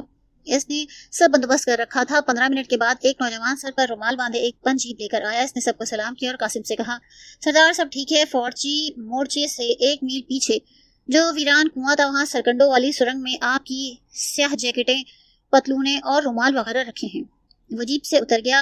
قاسم جیپ میں ڈرائیونگ سیٹ پر بیٹھ گیا. اسلحہ کے ٹرنک کو جیپ کے اندر رکھ کر چھپا دیا گیا. کمانڈو علی کو اس نے اپنے ساتھ والی سیٹ پر بٹھایا. احمد اور سلطان پیچھے بیٹھے. قاسم نے آنے والے مجاہد سے کہا کہ وہ واپس جائے اور جیپ اسٹارٹ کر دی. جیپ شروع شام میں کے ہلکے ہلکے اندھیرے میں بیکانیر شہر سے نکل کر ریگستانی علاقے کی طرف روانہ ہوئی. قاسم نے جیپ کی ہیڈ لائٹ روشن نہیں کی تھی. کمانڈو علی نے پوچھا, کیا ہم فوجی علاقے سے ہٹ کر گزریں گے؟ قاسم نے کہا, ہمارا روٹ بالکل الگ ہے. یہ صحرائی راستہ عام دیہاتی لوگوں کے سفر کرنے کے واسطے ہے. آدھے گھنٹے کے بعد رات کا اندھیرا چھا گیا. آسمان پر ستارے چمکنے لگے. ستاروں کی روشنی میں چاروں طرف ریت کے ٹیلے ہی ٹیلے تھے. جیپ ایک خاص راستے پر بھاگ رہی تھی. اس کی رفتار تیز تھی. کوئی 100 میل تک صحرا میں چلنے کے بعد قاسم نے جیپ کا رخ دائیں جانب ریت کے ٹیلوں کی ایک طرف موڑ دیا. ستاروں کی مدھم روشنی میں ریت کے یہ ٹیلے بڑے ہی پراسرار لگ رہے تھے. جیپ پوری رفتار سے چلی جا رہی تھی کیونکہ زمین ریتیلی اور سخت تھی. قاسم نے علی سے کہا, ہمارا ٹارگیٹ قریب آ رہا ہے, ہوشیار ہو جاؤ. کمانڈو علی کی گرفت پتلون کے اندر پستول پر مضبوط ہو گئی. ٹیلوں کا سلسلہ پیچھے رہ گیا. جیپ ایک بار پھر کھلے صحرائی میدان میں داخل ہو گئی. رات اندھیری تھی. ستاروں کی روشنی مدھم تھی. کوئی شے پوری طرح دکھائی نہ دیتی تھی. آدھے گھنٹے تک سرفروش مجاہدین کی جیپ اس میدان میں سفر کرتی رہی. اس کے بعد بہت دور ستاروں بھرے آسمان کے پس منظر میں ریت کا ایک اونچا ٹیلا نظر آیا. مجاہد قاسم نے کمانڈو علی کی طرف گردن جھکا کر کہا, یہی وہ ٹیلا ہے علی جہاں انڈین آرمی نے توپ لگا رکھی ہے, جس کا رخ پاکستان کے شہر بہاولپور کی طرف ہے. کمانڈو علی کی آنکھیں رات کے اندھیرے میں دور سے نظر آنے والے ٹیلے پر جم گئی. مجاہد قاسم نے کہا, ہندوستان کے بارڈر کا علاقہ شروع ہونے والا ہے. اب ہمیں احتیاط کی ضرورت ہے. گن پوسٹ والا علاقہ اب قریب ہے. یہاں صحرا میں ببول کی طرف جگہ جگہ اگے ہیں. مجاہد قاسم نے جیپ کی رفتار کم کر دی. پھر ایک جگہ جیپ گھما کر پیچھے کی طرف موڑ کر بریک لگا دی. تینوں مجاہد اور کمانڈو علی جیپ سے اترے. درختوں اور جھاڑیوں میں جیپ کو اچھی طرح چھپا دیا گیا. سلطان اسلحے کا ٹرنک کندھے پر رکھ چکا تھا. قاسم نے علی کو ایک طرف اشارہ کیا اور بتایا ہمیں ان درختوں کی طرف جانا ہے. وہاں ویران کنویں کے پاس ہمارا عارضی ٹھکانا ہے. وہ اندھیری رات میں صحرا کی ریت پر ایک دوسرے کے پیچھے پیچھے تھوڑا سا فاصلہ رکھ کر کنویں کی جانب چلنے لگے. کیکر کے کانٹے دار سوکھے درخت تھے. ایک طرف سوکھا پرانا کنواں تھا, ساتھ ہی ریت کا چھوٹا سا ویران ٹیلا تھا. اس ٹیلے میں سرنگ تھی جس کا منہ سرکنڈوں سے ڈھانپ دیا گیا. چاروں مجاہد سرنگ میں ایک دوسرے کے آگے پیچھے داخل ہوئے. مجاہد احمد نے سرنگ کے منہ پر دوبارہ سرکنڈے رکھ کر اس کو ڈھانپ دیا. سرنگ میں اندھیرا تھا. قاسم نے جیب سے موم بتی نکال کر جلائی. کمانڈو علی نے دیکھا سرنگ کی چھوٹی سی دیوار کے ساتھ 2-3 پتھر رکھے ہیں. قاسم نے موم بتی جلا کر ایک پتھر پر جما دی اور گھڑی دیکھ کر بولا, رات کا 1 بجا ہے, ہم پورے 1:30 بجے ایکشن شروع کریں گے. سب اپنی اپنی گھڑیاں ملا لو. احمد, سلطان اور کمانڈو علی نے سردار مجاہد قاسم کی گھڑی کے ساتھ اپنی اپنی گھڑیوں کا وقت ملا. سرنگ میں ایک گٹھری پڑی تھی اور دیوار میں پانی سے بھرا ہوا مشکیزہ بھی لٹک رہا تھا. انہوں نے گٹھری کھولی. اس میں کمانڈو لباس تھا, یعنی کالی سیاہ پتلون, کالی سیاہ جیکٹ, سر پہ باندھنے والے سیاہ رومال اور پاؤں کے لیے ربڑ کے سیاہ بوٹ. انہوں نے جلدی جلدی کمانڈو لباس پہن لیے. سیاہ لباس اس لیے تھا کہ اندھیرے میں وہ آسانی سے نظر نہ آئے. قاسم نے نائلون کی رسی کا ایک گچھا سب کو دیا, جو سب نے اپنی اپنی کمر کی پیٹی کے ساتھ لٹکا لیا. سب نے موم بتی کی روشنی میں اپنے سائلنسر والے پستولوں اور چھوٹی سی مشین گنوں اور ان کے میگزین اور طاقتور بموں کو چیک کیا. یہ بم مجاہد قاسم اور کمانڈو علی نے آپس میں بانٹ لیے. ان ٹائم بموں کے نیچے مقناطیس لگا تھا, جس کی وجہ سے ٹائم بم بہت آسانی سے لوہے کے ساتھ چپک جاتے. ان میں سے 4 بم انہوں نے بڑی توپ کے نیچے چپکانے تھے. انہوں نے 4 دستی بم بھی اپنے پاس رکھ لیے. جب یہ تمام گولہ بارود اسلحہ سے پوری طرح لیس ہو کر تیار ہو گئے تو قاسم نے کمانڈو علی سے کہا, علی اب تم ہماری رہنمائی کرو گے, کیونکہ میں جانتا ہوں تم اتنی چھوٹی سی عمر میں ایک ماہر اور ٹرینڈ کمانڈو بن چکے ہو. اگرچہ ہم اس سے پہلے کئی فوجی ایکشن کر چکے ہیں, لیکن یہ ایکشن بہت بڑا ہے اور اس کو ہر حالت میں ہمیں کامیاب بنانا ہے. چنانچہ میری خواہش ہے کہ تم ہمیں گائیڈ کرو. کمانڈو علی نے اس فوجی چوکی کا نقشہ کھول کر سامنے رکھا. موم بتی کی روشنی میں اسے غور سے دیکھا. قاسم بولا, ہماری اطلاع کے مطابق اس پوسٹ پر بھارتی توپ خانے کی ریجمنٹ کی پوری 4 کمپنیاں ہیں. یہاں فوجی ٹرک اور جیپیں اور ہلکی مارٹر توپیں بھی ہیں. بڑی توپ والے ٹیلے کی بارودی سرنگوں والے علاقے کو چھوڑ کر باقی تمام جگہ پر انڈین فوج کی مشین گنوں کی چوکیاں ہیں, جہاں سے وہ بڑی آسانی سے دشمن پر اندھادھند فائرنگ کر سکتے ہیں. کمانڈو علی نے کہا, اور یقینی بات ہے ان کے پاس بڑی لائٹس بھی ہوں گی, یعنی روشنی کے گولے بھی ہوں گے جن کو وہ آسمان پر فائر کر کے سارا صحرا روشن کر سکتے ہیں. اس لیے ہمیں بہت احتیاط سے آگے بڑھنا ہے. اگر روشنی کا گولہ فائر ہوا تو یاد رکھیں وہیں زمین پر بے حس و حرکت لاش کی طرح پڑے رہیں. کمانڈو علی نے ایک جگہ انگلی رکھ کر کہا, یہ وہ علاقہ ہے جہاں بارودی سرنگیں بچھی ہیں. ہم یہاں سے آگے بڑھیں گے. اس مقام پر پہنچ کر جو ٹیلے کے قریب ہے, میں اور قاسم اس طرف ہو جائیں گے اور سلطان اور احمد دوسری طرف سے رینگ کر ٹیلے کی طرف بڑھیں گے. یاد رکھیں ٹیلے کے پاس پہنچ کر احمد اور سلطان یہیں رک کر ہمیں مشین گن فائر کا کور دیں گے, یعنی ہمیں فائرنگ کی چھتری دیں گے, اور میں اور قاسم توپ پر بم لگانے کے لیے ٹیلے پر چڑھنا شروع کریں گے. کوئی بات پوچھنی ہے تو پوچھ لیں. موم بتی کی پوری اسرار روشنی میں سب خاموش تھے. کمانڈو علی نے نقشہ لپیٹ کر پتھر کے نیچے چھپا دیا. اپنی کلائی پر گھڑی دیکھ کر بولا, اوکے, سرنگ سے نکلنے کے بعد کھانسنا اور بات کرنا بند. ہمارے درمیان 15 فٹ کا فاصلہ ہوگا. کوئی کسی سے بات چیت نہیں کرے گا. صرف خطرے کے وقت قاسم منہ سے کوئل کی آواز نکالے گا, اوکے, ایڈوانس. احمد, سلطان اور قاسم, گو. احمد اور سلطان نے کلمہ شریف پڑھا اور سرنگ سے باہر نکلے. کمانڈو علی نے 10 سیکنڈ بعد مجاہد قاسم کو باہر جانے کا اشارہ کیا. قاسم بھی کلمہ شریف پڑھ کر سرنگ سے نکلا. 10 سیکنڈ کے بعد کمانڈو علی نے کلمہ شریف پڑھا, یا علی مدد کا دل میں نعرہ لگایا اور مشین گن ہاتھ میں لیے سرنگ سے نکل کر صحرا کے اندھیرے میں آ گیا. وہ 15-20 فٹ کے فاصلے پر ریت پر لیٹے دشمن کے مورچوں کی طرف آہستہ آہستہ رینگ رہے تھے. اس کے آگے کے رونگٹے کھڑے کر دینے والے اور اسلام کا جذبہ دل میں پیدا کرنے والے سنسنی خیز معلومات اور واقعات جاننے کے لیے کمانڈو بوائے سیریز کی اگلی کتاب ضرور سماعت کریں.